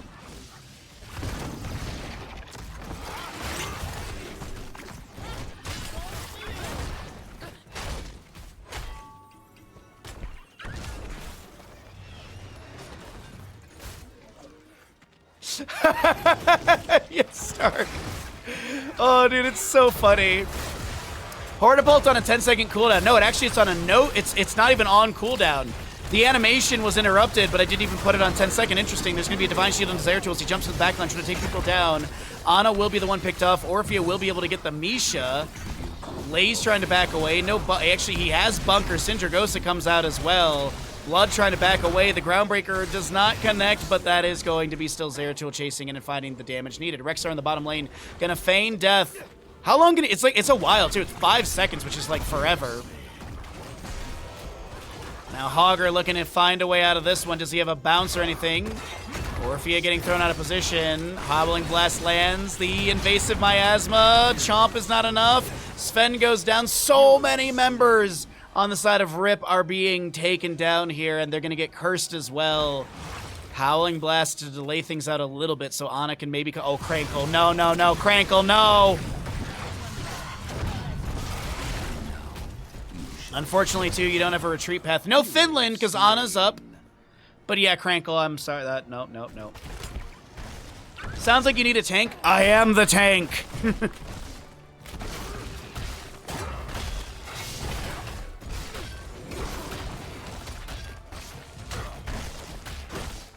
Blaze Ana here. I'm assuming bottom keep goes down.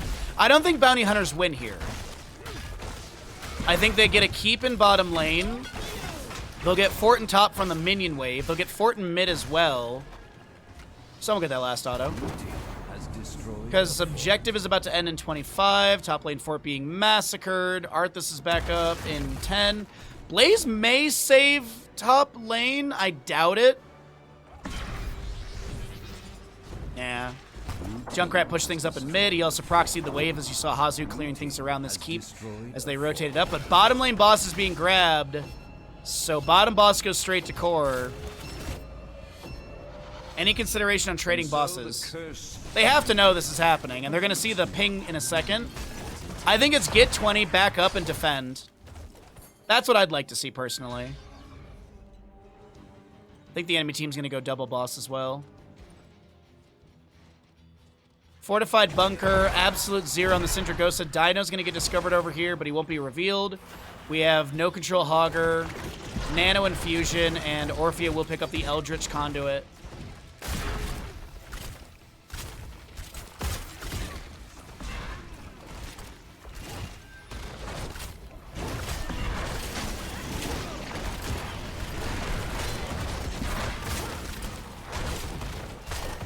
Bottom boss, as I mentioned, is going to approach core. It's going to get a couple slaps on the shield, and that is that.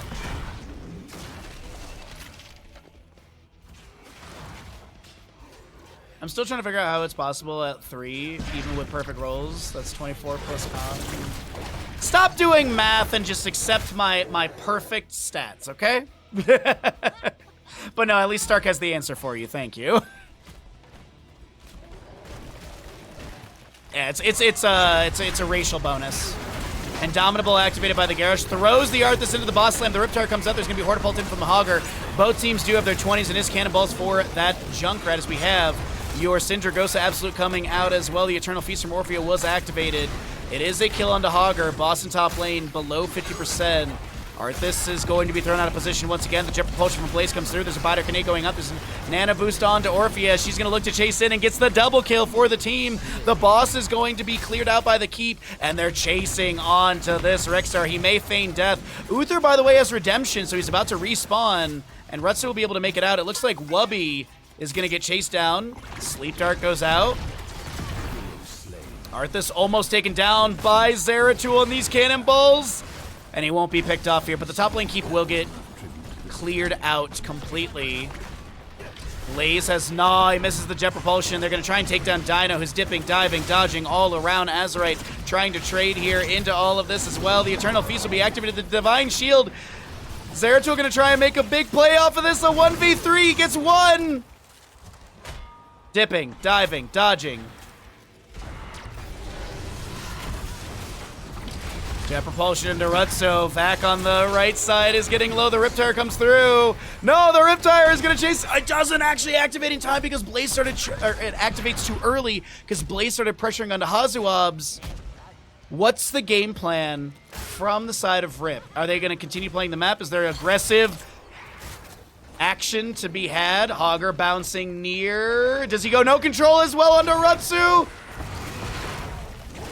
Taken down. Hazu hearts out in lane.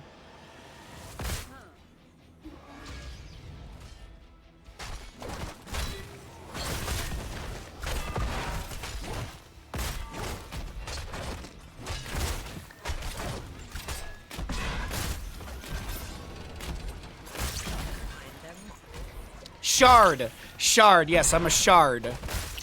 We're really leaning on the SH prefix for my character. A shard in the Charmy. Oh, Breeze is so very low, is able to get that heal. Blaze looks to step up and take down Breeze, but won't be able to do so. They need to take down the keep. Zeratul takes down the Blaze. They were too hungry for kills. Oh man, it's a little too greedy right there, and Zeratul's able to punish it. So it is retreat coming out from Rip. They didn't get the objective channel, by the way. Zeratul running at them. Howling Blast lands. Crankle's dead. I do believe Crankle's dead.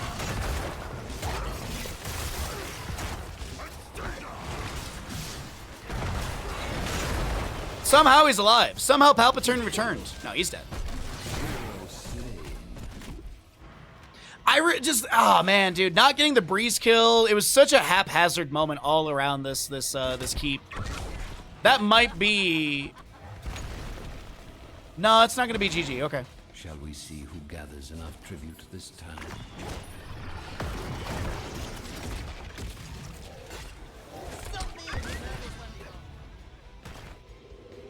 Alrighty, 2 out of 3 tributes. Boss and bottom is 10 seconds. Boss and top in 54. Arthas up in 30, so boss through bottom. No curse to back it, but still. Really rough game for Rip. They had like a couple shining moments, but this late game Zeratul is just bodying.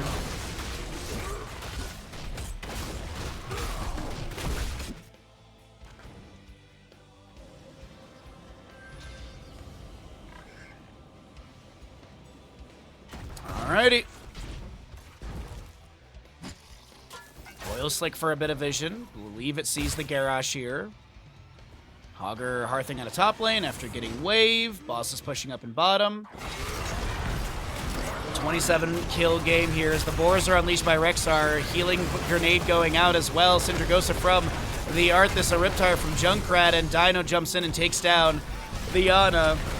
Divine Shield applied. Concussion Mine goes out as well. There will be a slam from the boss. Hogger in the backline trying to get some pressure, but the stun from Uther will be a little too much. The staggering blow won't come through. Boss currently on core.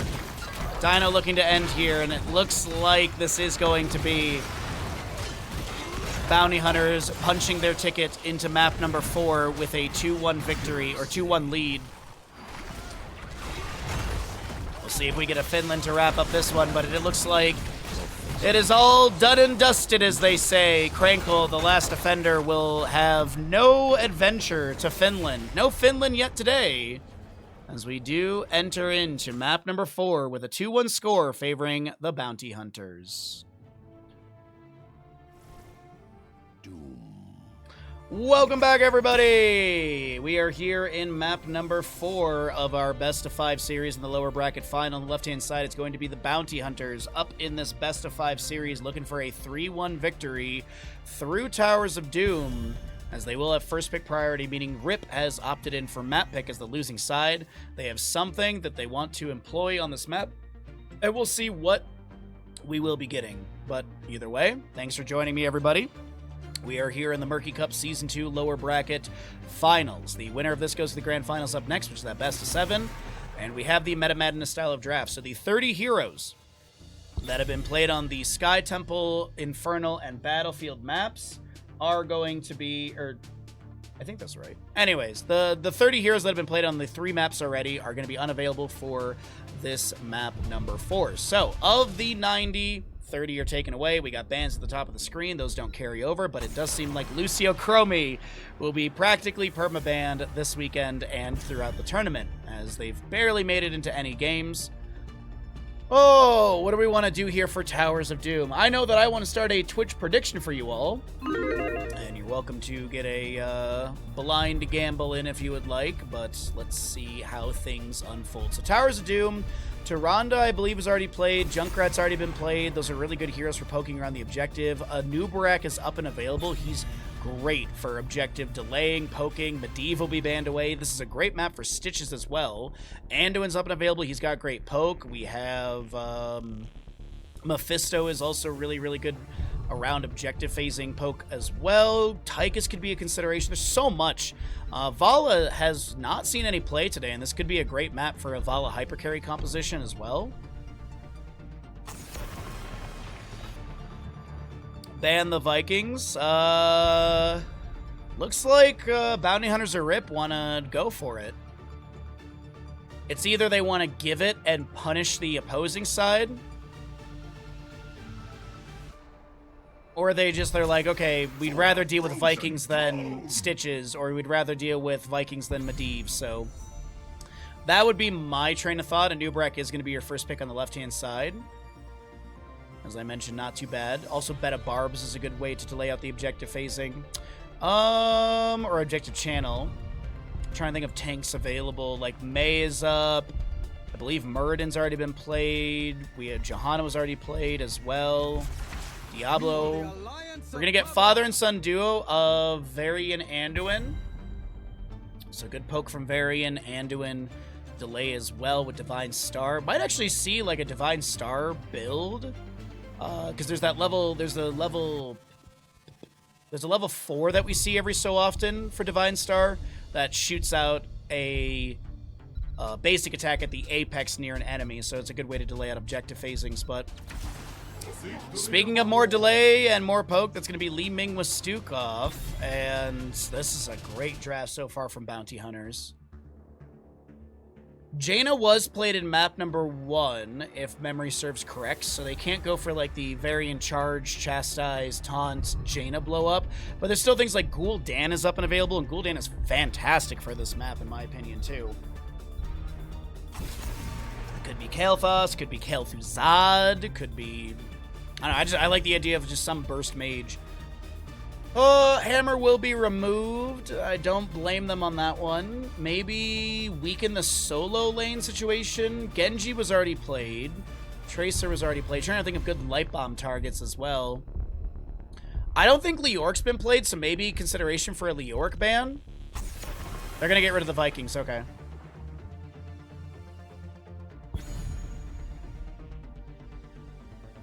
Yeah, I like, the Chromie level 20 is not the only reason that she's being banned, though. Like, her kit, period, is so good. Time Traps, Time Walker's Pursuit, there's so much about her kit that's just so good, too. Like, definitely the level 20 is really strong, but that's not the only reason she's being banned away. Because, like, the Unraveling doesn't always get picked up at 20 as well. It's just her artillery, her poke. For the Forsaken. She has the longest timeout in the game. She's got the here and there that we see every so often if people want to use that tech. Zul will be grabbed for the double soak, which I like. Sylvanas for more siege potential. Called it. Great. Unbridled energy. Proud of you. You guessed a hero to be banned in a draft with 2 teams that both have Vikings players. Yep.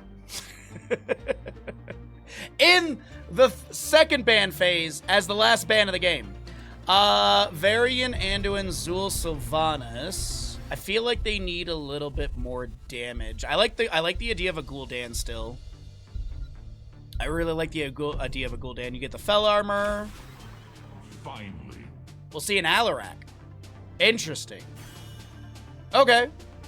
Control, poke, burst is pretty good. It's going to be an interesting one. Let's see if we can get to a map 5.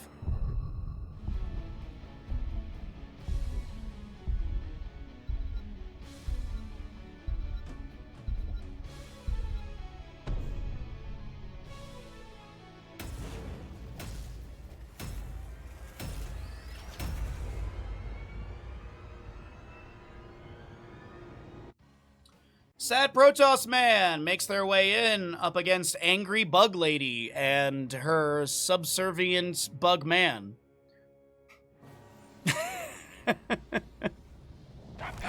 We have on the right side Rip down in this best of 5 series, trying to take us to a map number 5 with their composition of Krankle, Varian, Azerite, Sylvanas, Blood on that Alarak. You've got your Sven, Zool, and Vac on the Anduin. Left side of the map is going to be the crew of bounty hunters looking for a clean, well, not so much clean, but looking to shut down the series in a 3-1 ending through Towers of Doom. 10 seconds. We'll see if they're able to do it, as we have Hazuobs on Stukov. Rutsu 5, 4, will be your Kerrigan. Monster. Dino Li Ming, Wubby will be your Urel, and Breeze on the main tank, Anubarak. Hey, thanks for hanging out with us, Variel. We'll see you next time. Appreciate you hanging out with us. Burrow charge, met by a telekinesis. There's a lurking arm down from Stukov. Leap of Faith pulls Krankle to safety. Bone Prison onto Wubby. Some swings from Curse Strikes come through as well.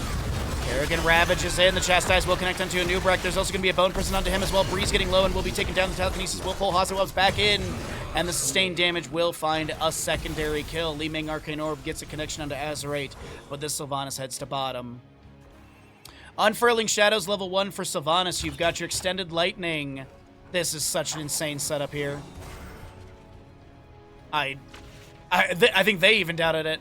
It is going to be Divine Star Power Word Shield for the Anduin. You've got your Lion's Maw Variant. It is also your Shade for the Zool. While Bone Armor's active, Zool evades all basic attacks, but increases the cooldown of Bone Armor by 10 seconds, which makes it a 40-second cooldown. We're looking at that Extended Lightning for the Alarak. He's going to try and get the triple hit onto enemy heroes. And as I mentioned, the Unfurling Shadows, which is a 0.5% increase, so it is currently at a 5%. Since there's 10 stacks. We're also looking at a Nerubian Armor for your Anubrak, increasing his spell armor to 65% when active. You do have Dauntless Urel, 35 physical armor. You got your Fury of the Swarm, Aetherwalker, as well as, I believe that is going to be reactive Ballista Spores on the Stukov, because we do have Varian charging. No taunt yet. He's not a real boy. Alarak trying to get that level 1 finished out. Does have a current stack.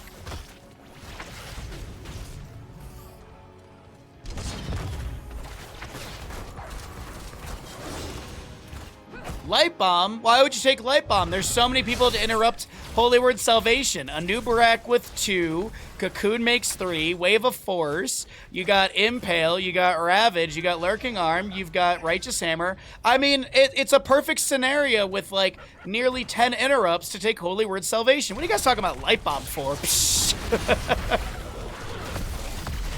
That's sarcasm, by the way, chat. We have Kerrigan, Ravage, and Impale. Breeze trying to wiggle their way out of this one. Varian did take his taunt level 4. We'll see that negatively charged the Alarak Possession Sylvanas. There's going to be that Moral Compass, as I was mentioning in the draft for the Anduin at level 4 here.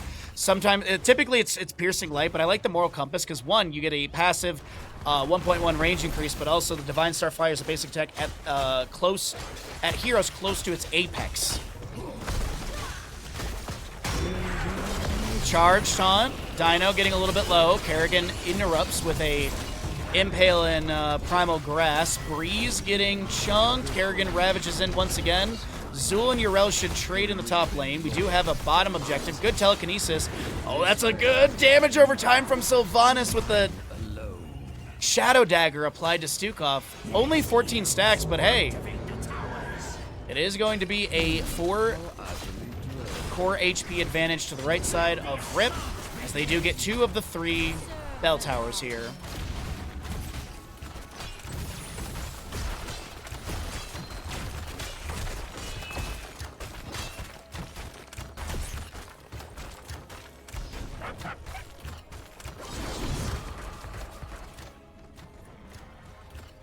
Need Homework Salve to bait out all those interrupts at the same time.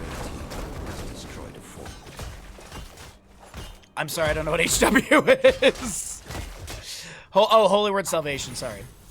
I made the joke and forgot my own joke. What's new in my channel? Alarak will further reduce the sadism with Applied Force level 7. Lost Soul for your Sylvanas. We're We're not going to talk about Zul's level 7. We've done that ad nauseum already. It is going to be Under King for your new bracket 4 with Subterranean Shield. Maybe the Epic Hunter later on. Calamity for Li Ming. You've got your Sharpened Blades as well as the Boundless Fury. Target Execution or Excision.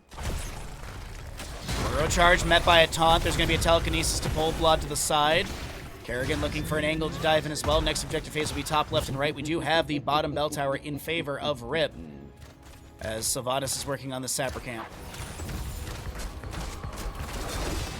Anduin does have homework to do.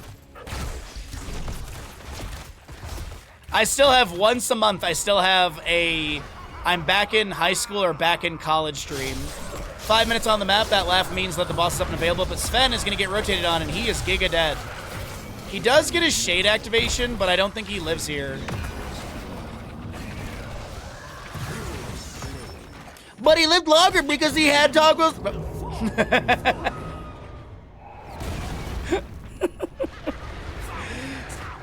8 shots in total make it into the enemy core as 3 sappers go over the wall because there was a rotation to try and kill Azul in top lane. So they get a Azul kill and 3 damage to the enemy core. It still is a 9-point game favoring Rip.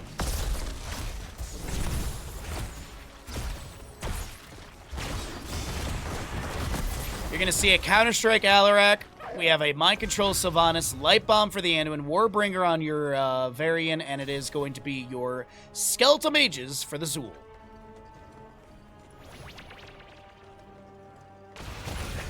No Deadly Charge. Taunt immediately onto your Rel. There's going to be a Bone Prison. She does not have the available Ardent Defender, but is able to use her cheat abilities of Hand of Freedom and also going to use the Divine Seed to back away. It's going to be the Anduin taken down in this engagement. Meanwhile, Hazuab's picked off. Healer for healer. Cocoon onto Sylvanas. Retsu getting low. Throws down a Sharpened Blades, but is going to get picked off by Varian. The Ultralisk is here, and it's going to chase after Varian. Look at this adorable little space cow. Look at him go. Look at them go.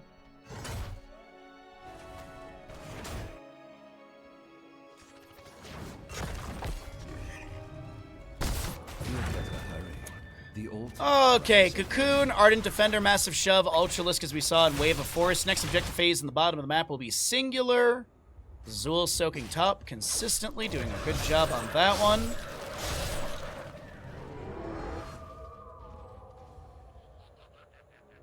I think the positioning leads me to believe they're going to trade boss for objective?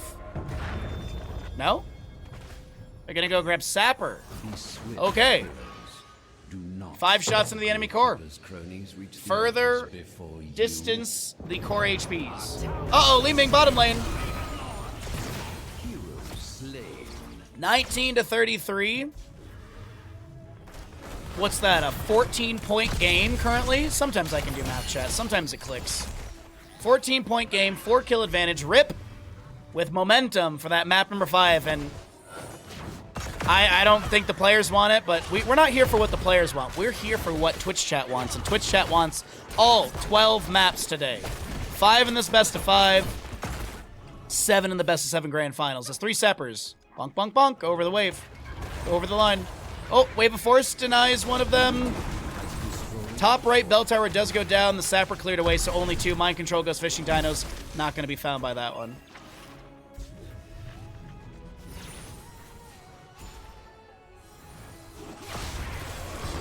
Uh-oh. This feels so weird. What, me getting math right? I know, it's crazy. It's 2 touchdowns to you.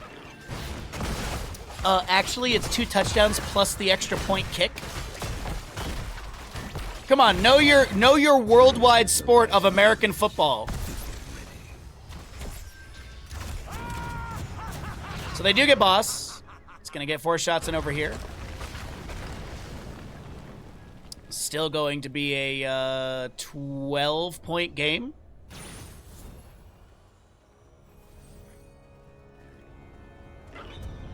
Mind Control goes off. They should mandate that every team is required to trade up playing Murky in the cup, but that's impossible. You can't do that. the altars and put an end. There's already a fallacy in that logic. Chastise goes out, the Righteous Hammer to push people back. We do have a Cocoon onto the Zool. Kerrigan misses the Ultralisk. The Light Bomb will come through, but no connection. Counter-strike from the Alarak lands onto the taunted Kerrigan. She almost goes down. The Skeletal Mages pop out from the Zool as he comes out of that Cocoon as well. The Ultralisk is still here. The Ardent Defender will expire. Wubby trying to back away. It is going to be Shattering Throw for the variant at level 13, by the way. Sven going for the channel. Kerrigan goes fishing to pull someone out with a Ravage and an Impale, but doesn't find it. And Sven gets the 4 shots and further distances this core HP with a 16-point game.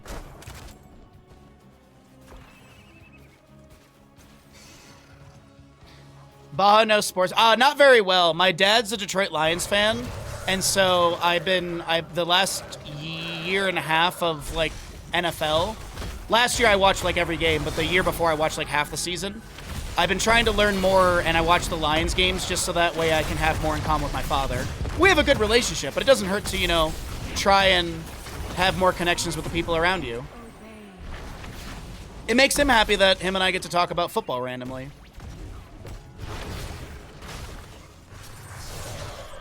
And also, for those that don't know, my dad is a Romanian immigrant who escaped during Ceausescu's time. So yes, Europeans do love American football too.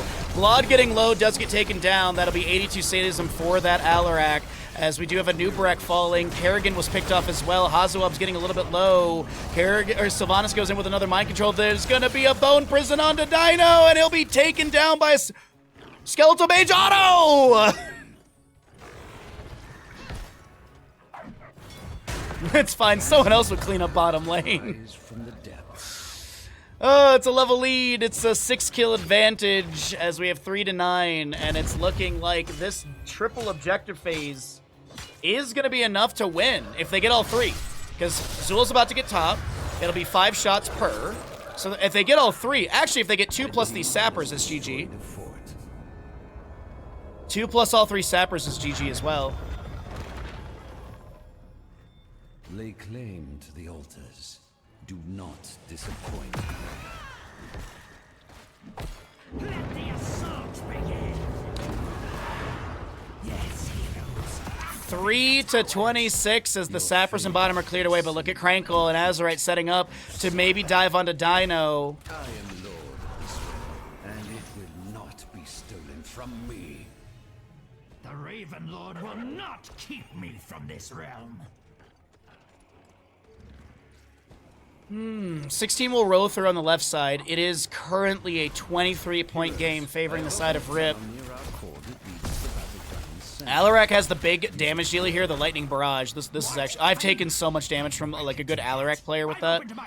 Spectral Scythe at 13-16 for your Zool, as we do have the center teleport opening up, which means that the towers are now keep values, but the fight breaks out in the center area. We do have the Skeletal Mages, the Cocoon onto Zool as well. There's a taunt onto Kerrigan. The Ultralisk is out on the ground. There's going to be a Light Bomb, but once again, it finds no target. Boss timer currently at 1 minute on the dot. 13 minutes. Just shy of 14 minutes in game time. Just shy of 14 minutes. 52 seconds currently. So it'll be 13:50 something.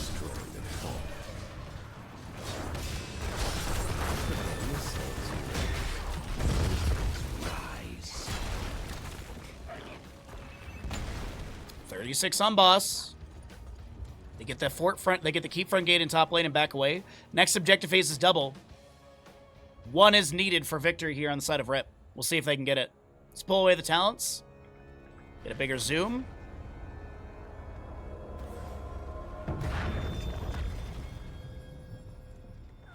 The altars Magic missiles poke out. Nice. Interrupt onto Wubby. Center location is not being worked on. Nubarek may go for that. Waiting to see what the initiation from Rip is going to be. Boss is back up. That's that laugh in the background. Varian charges, taunts onto Kerrigan. There's going to be a Chrysalis immediately. A Nubarek gets the center location. There's 1 available still. Alarak tries to get a delay. I think Dino may have blinked. Wubby interrupted by a Shadow Dagger. Healing Pathogen is applied to Wubby as well. Retsu in the bush just below. Divine Star gets that delay. Retsu steps out. May have been seen. Another lightning. Alarak with the telekinesis. That is going to be Rutsu burning some abilities, so maybe it will be a step up. Wubby with it getting delayed again. Alarak is in that bush. It is going to be Banner of Stormforge, by the way, so armor. 20 armor to targets inside that radius. Chastise connects onto a new break. A lot of poke here. It's not like catapults can end or anything like right now. All heroics off cooldown. No level 20 on the horizon either.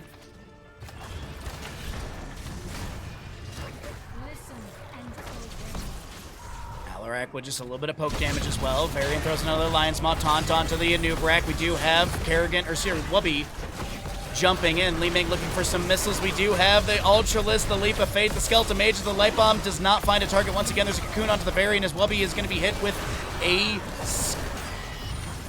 Bone Prison. We do also have that Ardent Defender activated.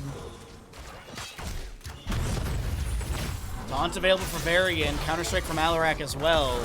Still waiting. We're almost entering level 19 during this entire skirmish. There'll be a silence on the Hazuops, and Ubrak burrows in.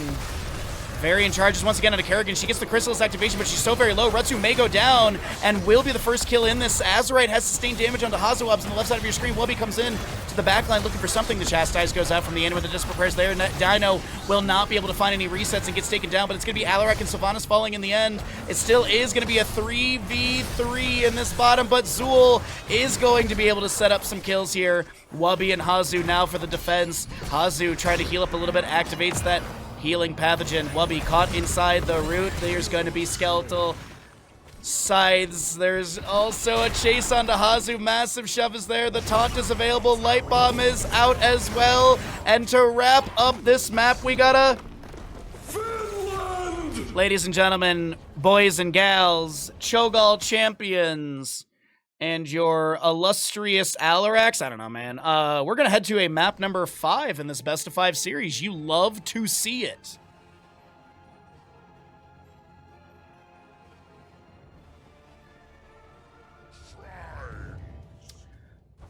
Welcome in, everybody! We have got the Infernal Shrines map number 5. Winner of this goes into the best of 7 grand finals coming up next.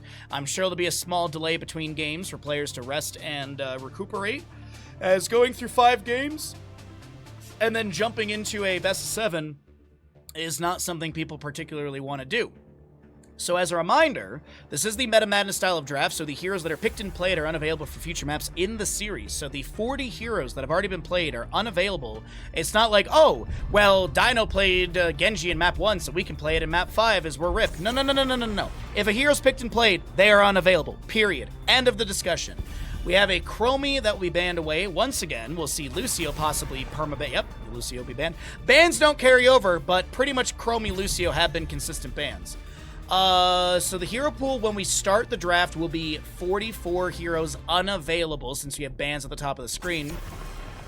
And we'll see what is going to be prioritized. I mean, there still is a few tanks. You got Stitches, Mal'Ganis. You're looking at a Mei as well for tanks. That's what comes to mind.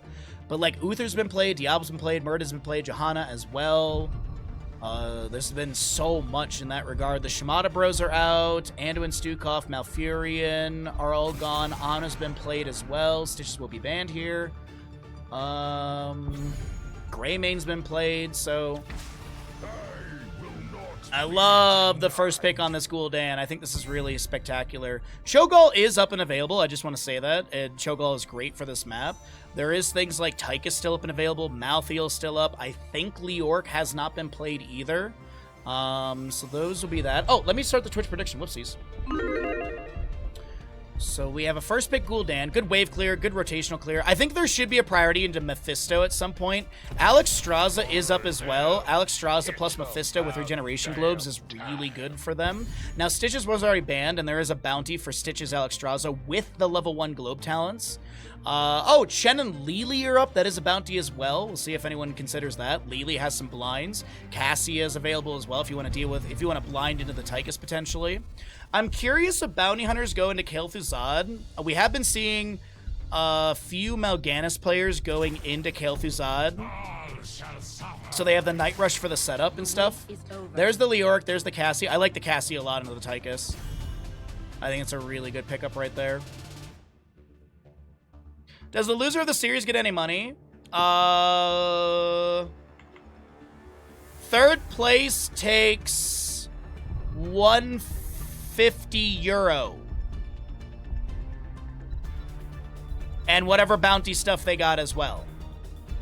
And this is third place? Yeah, this is third place. May to be banned away.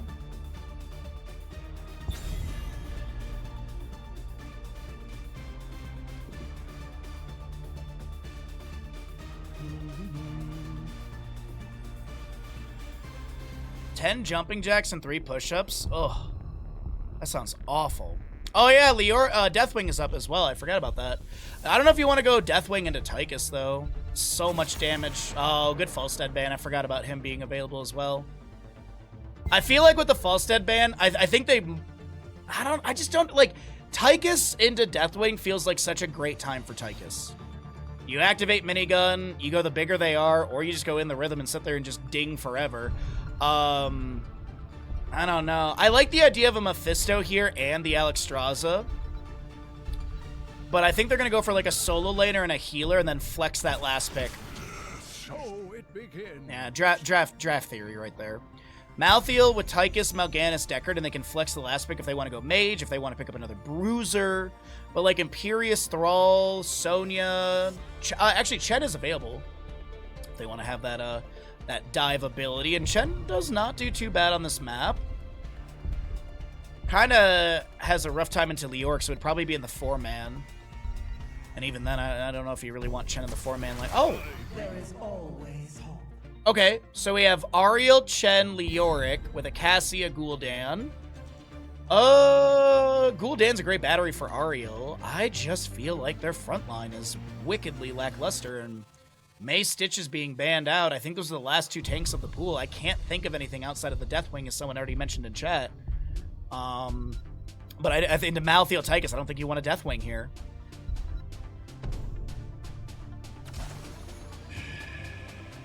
I really think Bounty Hunters have a stellar draft. I hope Gul'dan goes Fel Armor at level 13. I hope he goes Fel Flame build with Rampant Hellfire. I think Rampant Hellfire will be a really good way to burn through Deckard Cain's healing output. Because Deckard Cain has decent healing output, but Rampant Hellfire and the low cooldown of Fel Flame is just such a good way to just constantly sustain magic damage. So I'd like to see that direction. We're going to find out what happens here. It all comes down to this map and who goes into the grand finals up next. I haven't done jumping jacks in forever. Is that just cardio? Oh, Crush has the answer. Great. Ugh.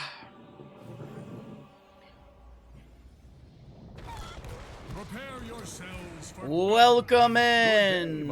On the left-hand side, we are going to have Bounty Hunters. We've got a Wubby, Malthael, Dino, Tychus, Hazuabs, Deckard, Rutsu, Mephisto, and Breeze with that Mal'Ganis. The battle begins in 10 seconds.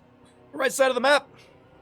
Rip with your Vac Ariel, Sven Chen, Krankle, Leoric, Blood playing your Gul'dan, and I jumped away from them too fast. Azerite on the Cassia.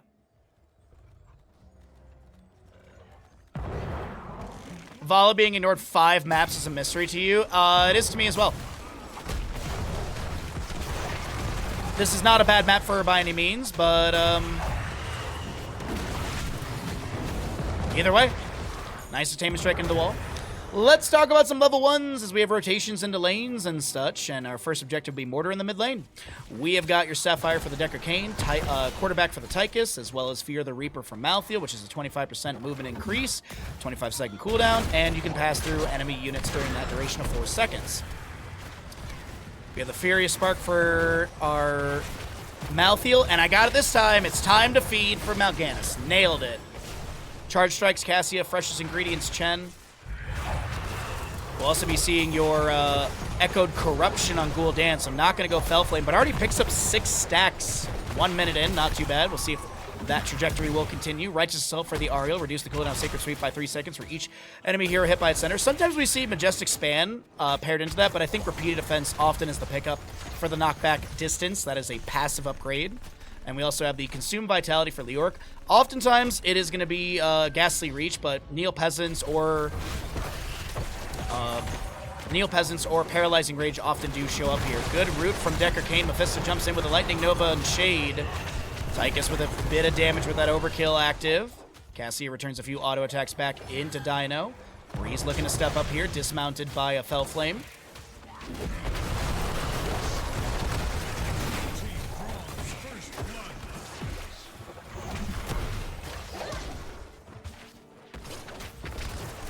I don't know why we're still on this whole, like, chef being... I made a simple comment. We're, like, dissecting this comment from, like, 1980. Oh, my God, dude. I don't know why we're still on this. Let's move on. Heroes of the Storm is in front of your face. Who cares if your sushi chef is white? Who cares if your tacos are made by a black dude? Who freaking cares, man? If the food's good, the food's good. Crankle gonna get Night Rushed and taken down. A second kill goes over to the side of Bounty Hunters. It is gonna be the bigger they are for the Tychus, so he's gonna be able to force people back. So he's gonna chunk through health bars, force the enemy back. And that will allow Malthael Mephisto to step up and try and find kills.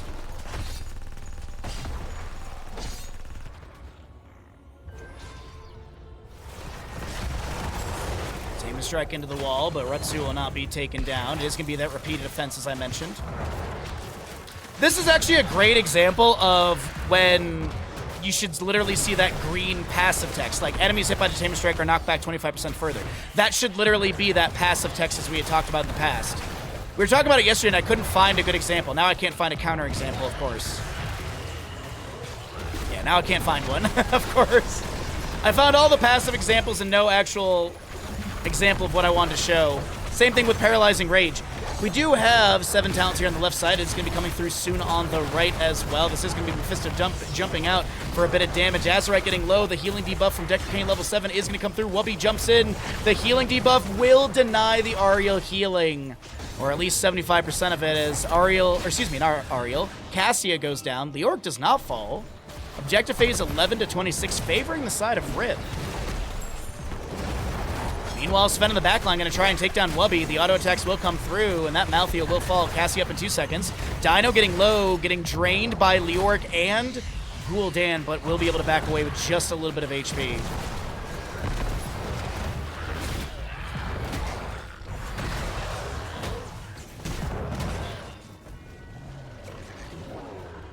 Mal'Ganis in the top lane is going to be just picking up some experience and rotating into mid. First objective phase, Mortar, as I mentioned, is moved into mid. And how much siege can be achieved? The gate has been down. Gul'dan on 19 stacks for his level 1. Freshest Ingredients for Chen is done. Does have that deadly charge at level 4 for the synergy with that one. Punisher gets the entire fort front gate, some damage onto the fort, and that'll be that as Mal'Ganis almost goes down.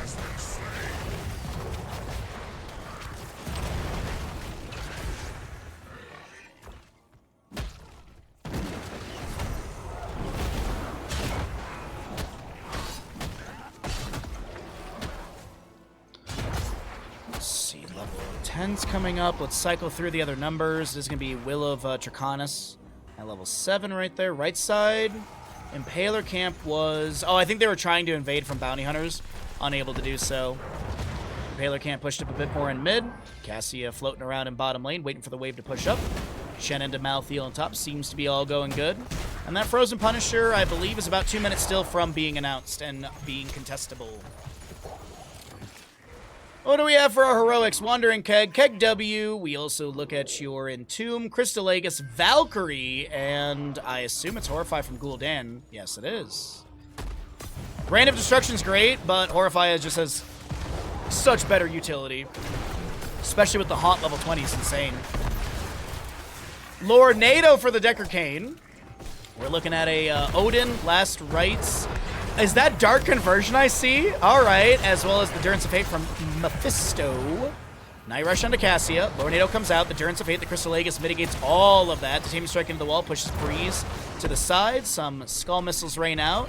Meanwhile, Chen heads to the top lane to grab the minion wave. 30 seconds on left side camp, 17 on the right side. And still no objective announcement yet. What is it, 25 second? 30 seconds for Lornado.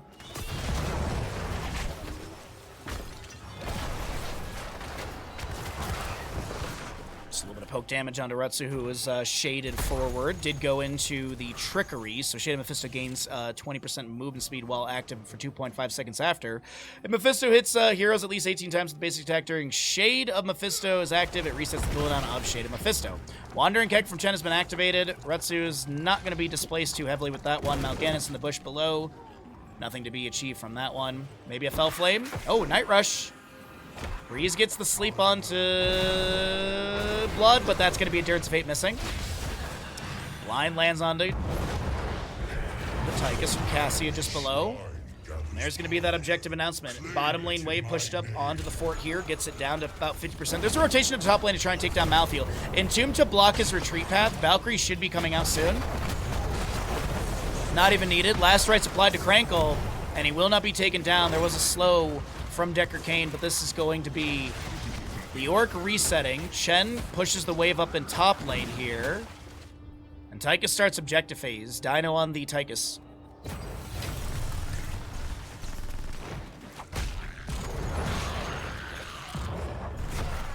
Couple Fell Flames thrown in. 6-4 in Skeletal Defenders, favoring the side of Bounty Hunters, but it is 13 talent to your advantage. We do have Chen versus Mephisto in top lane. Malthael still rotating in. Mal'Ganis gets the Night Rush out. The Orc Wraith walking around as well. But it looks like this objective phase, for the time being, will be rapidly rising to Rip.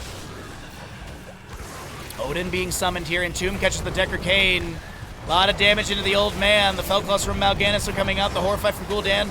Chen trying to fly and kick in. The Valkyrie does not pull. Tychus around the corner. Gul'dan still working on the objective during all of this. Scrollless Ceiling from Decker Kane. He also went in for the Emerald Herodric Cube activation. Chen trying to push people away right now. Splitting Mal'Ganis and friends. Durance of Fate from Mephisto goes out. Misses Krankle. Almost takes down Rutsu.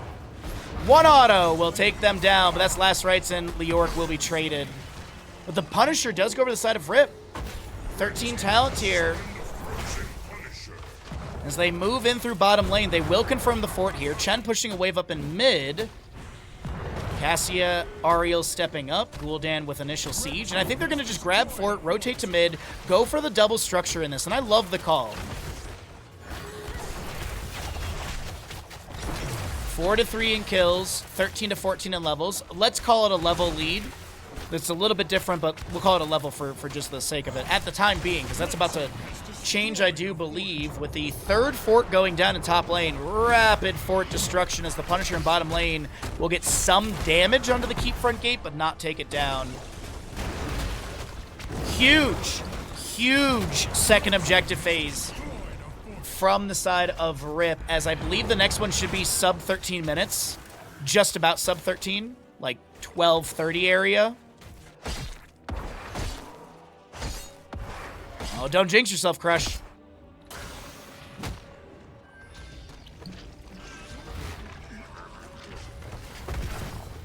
You locked in after you saw Gul'dan. Gul'dan was the first pick.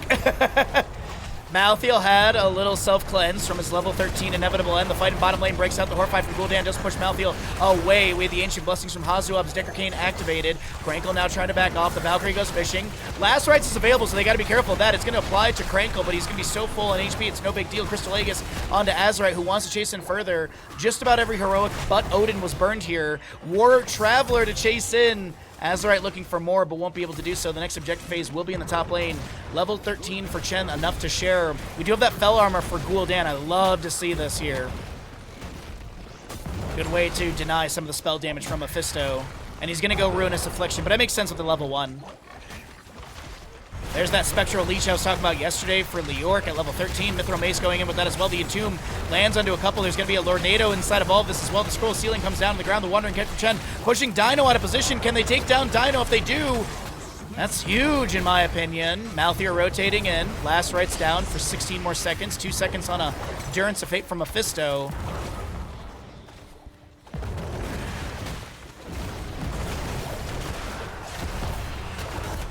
Valkyrie, unfortunately, pulls no one right there. Minion wave has arrived. The bottom lane keep getting unked. Malthiel's going to try and find 16 talents here in mid lane, as Tychus is still dead for 10 more seconds, and that is effectively during and after that objective phase. That's 3 forts and a keep. That's really good structural demise or demolition from Rip into the side of Bounty Hunters. Next objective, though, as I mentioned, Arcane should be announced fairly soon. Top lane keep, let's take a look over here on the side of Bounty Hunters. Is damaged a little bit. Fort front gate is on the right side, damaged a bit as well. But 16 talents here. This could be the turning moment. I'm assuming it's armor-piercing rounds for the Tychus. We've got the Mortality for Malthiel. We got Blind as a Bat on Mal'Ganis. Mephisto is what? Deckard is what? Super Pots maybe for Deckard? Usually it's Bonk Staff. Mephisto with Animosity. Increase the duration of Lightning Nova by 1 second. Max amount of bonus damage it can deal from 30 to 42%. We do have the Titan Grenade, and it will be safety in numbers for the Deckard Cain. If at least 2 heroes, allied heroes are nearby, Fortitude of the Faithful grants an additional 10 armor, 50 mana regeneration per second, and causes the Deckard basic abilities to recharge an additional 50% faster. Objective phase is here. Chen, flying kick to the side. We're going to pull away the talents here really quickly, as we do have Malthiel with the inevitable end activation. Rutsu getting a little bit low. Blood on that Echo Corruption at 29 stacks. Odin has been summoned. 2-level difference in scaling. Wandering Keg from Chen displacing people. Breeze now trying to back away. Does have that Dark Conversion. The Ancient Blessings from Deckard Cain will be activated here. Roger Cube and Scroll Ceiling go out. Disengage called from Rip as they all tap well and look to jump back in. What's up, Kaimo Tripson? Good morning, bud. Hopefully you got some good sleep last night after D&D. If you didn't, who do we have to beat up? That's going to be a Night Rush in from Mal'Ganis. Hazuab's in backline being threatened by this Leoric as the Valkyrie comes through as well, and Hazuab's may get taken down. The Horrify from Gul'dan. It is going to be a trade, Leoric for the healer, as the Fell Claws from Mal'Ganis with the Blind as a Bat. He will be taken down, unable to utilize his Dark Conversion during that, and now this is objective phase going over to the side of Rip. Will they 39 the objective so that Leoric can cheat death and respawn? Probably not. I think they just constantly pressure and push and don't let off the gas. What's up, Zig? How you doing, bud?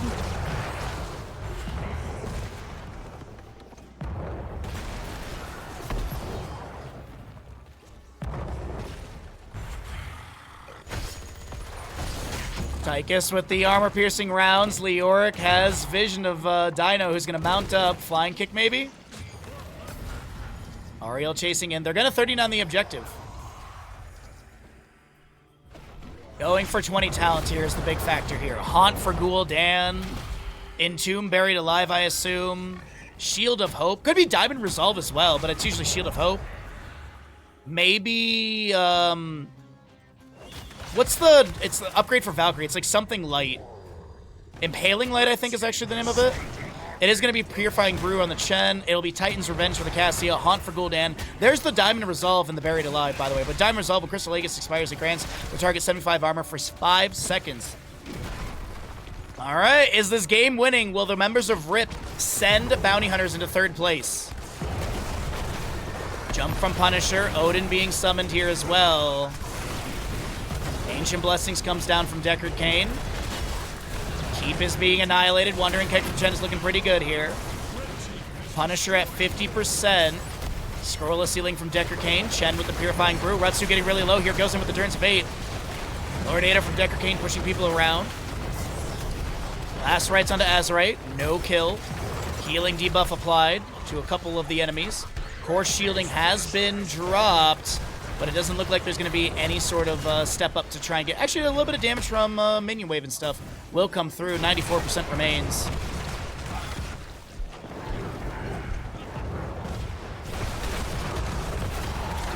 Rotsu continually jumping out. As I mentioned, that Trickery at level 7 for the cooldown reduction on Shade. That's why you saw a double Shade go out.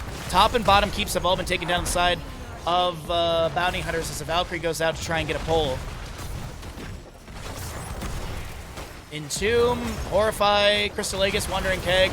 Valkyrie the only thing down currently. Buried alive, lands on a Mal'Ganis. The damage coming through the Wandering Keg to push people around the Lord Ada from Decker Kane.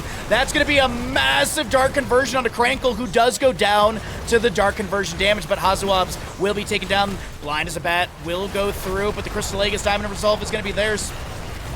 Kill onto Tychus as well. Night Rush from Mal'Ganis. Lacerates lands into the Ariel. She has no Crystal Aegis utilized onto an ally already. As Wubby tries to back away, Fen from Cassie is going to be good and gets the kill right there. Rutsu and Breeze for the defense. Malthael buys back in with his level 20. If Malthael dies within the next 3 minutes, so sub 20 minutes in game, roughly, if he dies, he has an 80-second death timer.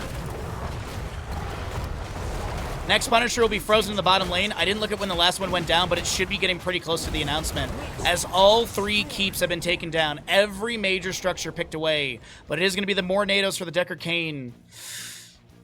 Kind of wish it was perfect gems, I'm not going to lie. Like, Mornados, I don't know, man. I feel like being able to spam a 65% slow or a 75% healing debuff feels way more impactful than Mornados, but we'll see if it works out in the end. Big red button, as I mentioned, for the Malthael does have the No One Can Stop Death. We do have the Mimic for Mephisto, as well as the Alone in the Dark for Mal'Ganis.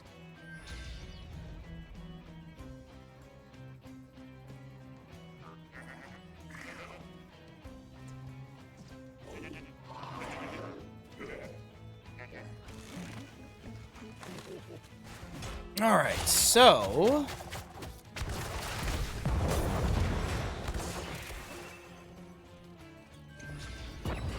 objective phase will be announced. Wandering Keg from Chen was active there. Weird. 42 seconds on that cooldown to go. Did not go into untapped potential. There's no cooldown from that. It just gives more. It's just armor duration and movement speed buff.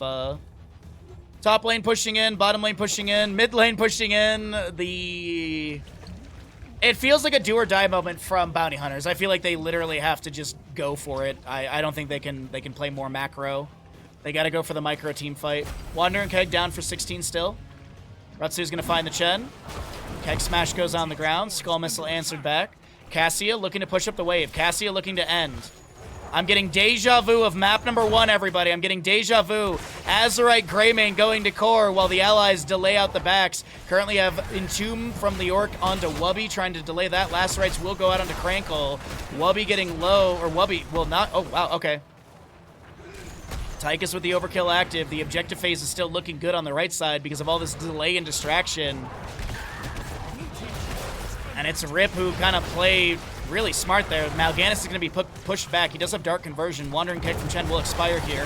Mal'Ganis goes in with the Fell Claws. 31 of 40 Skeletal Defenders. As the Lornado from Decker King comes out. 27 seconds on Leorc. He's going to have less than that because he has a Drain applied to Tychus. I don't think Odin breaks that Drain. Horrify from Gul'dan is going to be able to push Mal'Ganis back. Ariel getting a little bit low. Gul'dan drains some health. Blood being run at by the Tychus. I think he's going to go. He's going to be fine. Malthael's the one that goes down to the Cassia on the in the mid lane as Cassia continues to push waves. There's catapults arriving through mid and bottom. Objective is looking good to the side of Rip as this will be a Night Rush from Mal'Ganis coming through. Big red button damage goes on the ground. Fell Claws from Mal'Ganis. That looks like... No, it was not blind. It's bad. Okay. He's got Dark Conversion if he gets low here. Dino will be traded. Punisher in bottom lane. We do have catapults arriving at core, by the way. Hazuab's getting jumped at by Chen. Lacerite's applied to Azurite, but heals up a little bit right there towards the end of that scuffle. And I think Malthael falls here. He does have the buyback, but that is our favorite Northern European country. Finland! The waves are all crashing in, and it's going to be Rip heading into into the grand finals, sending Bounty Hunters to 3rd place. A very well-fought series. Rip comes out on top, and they'll be heading into the grand finals. Up next, versus Copio. Best of 7 on the horizon. GG. Well played.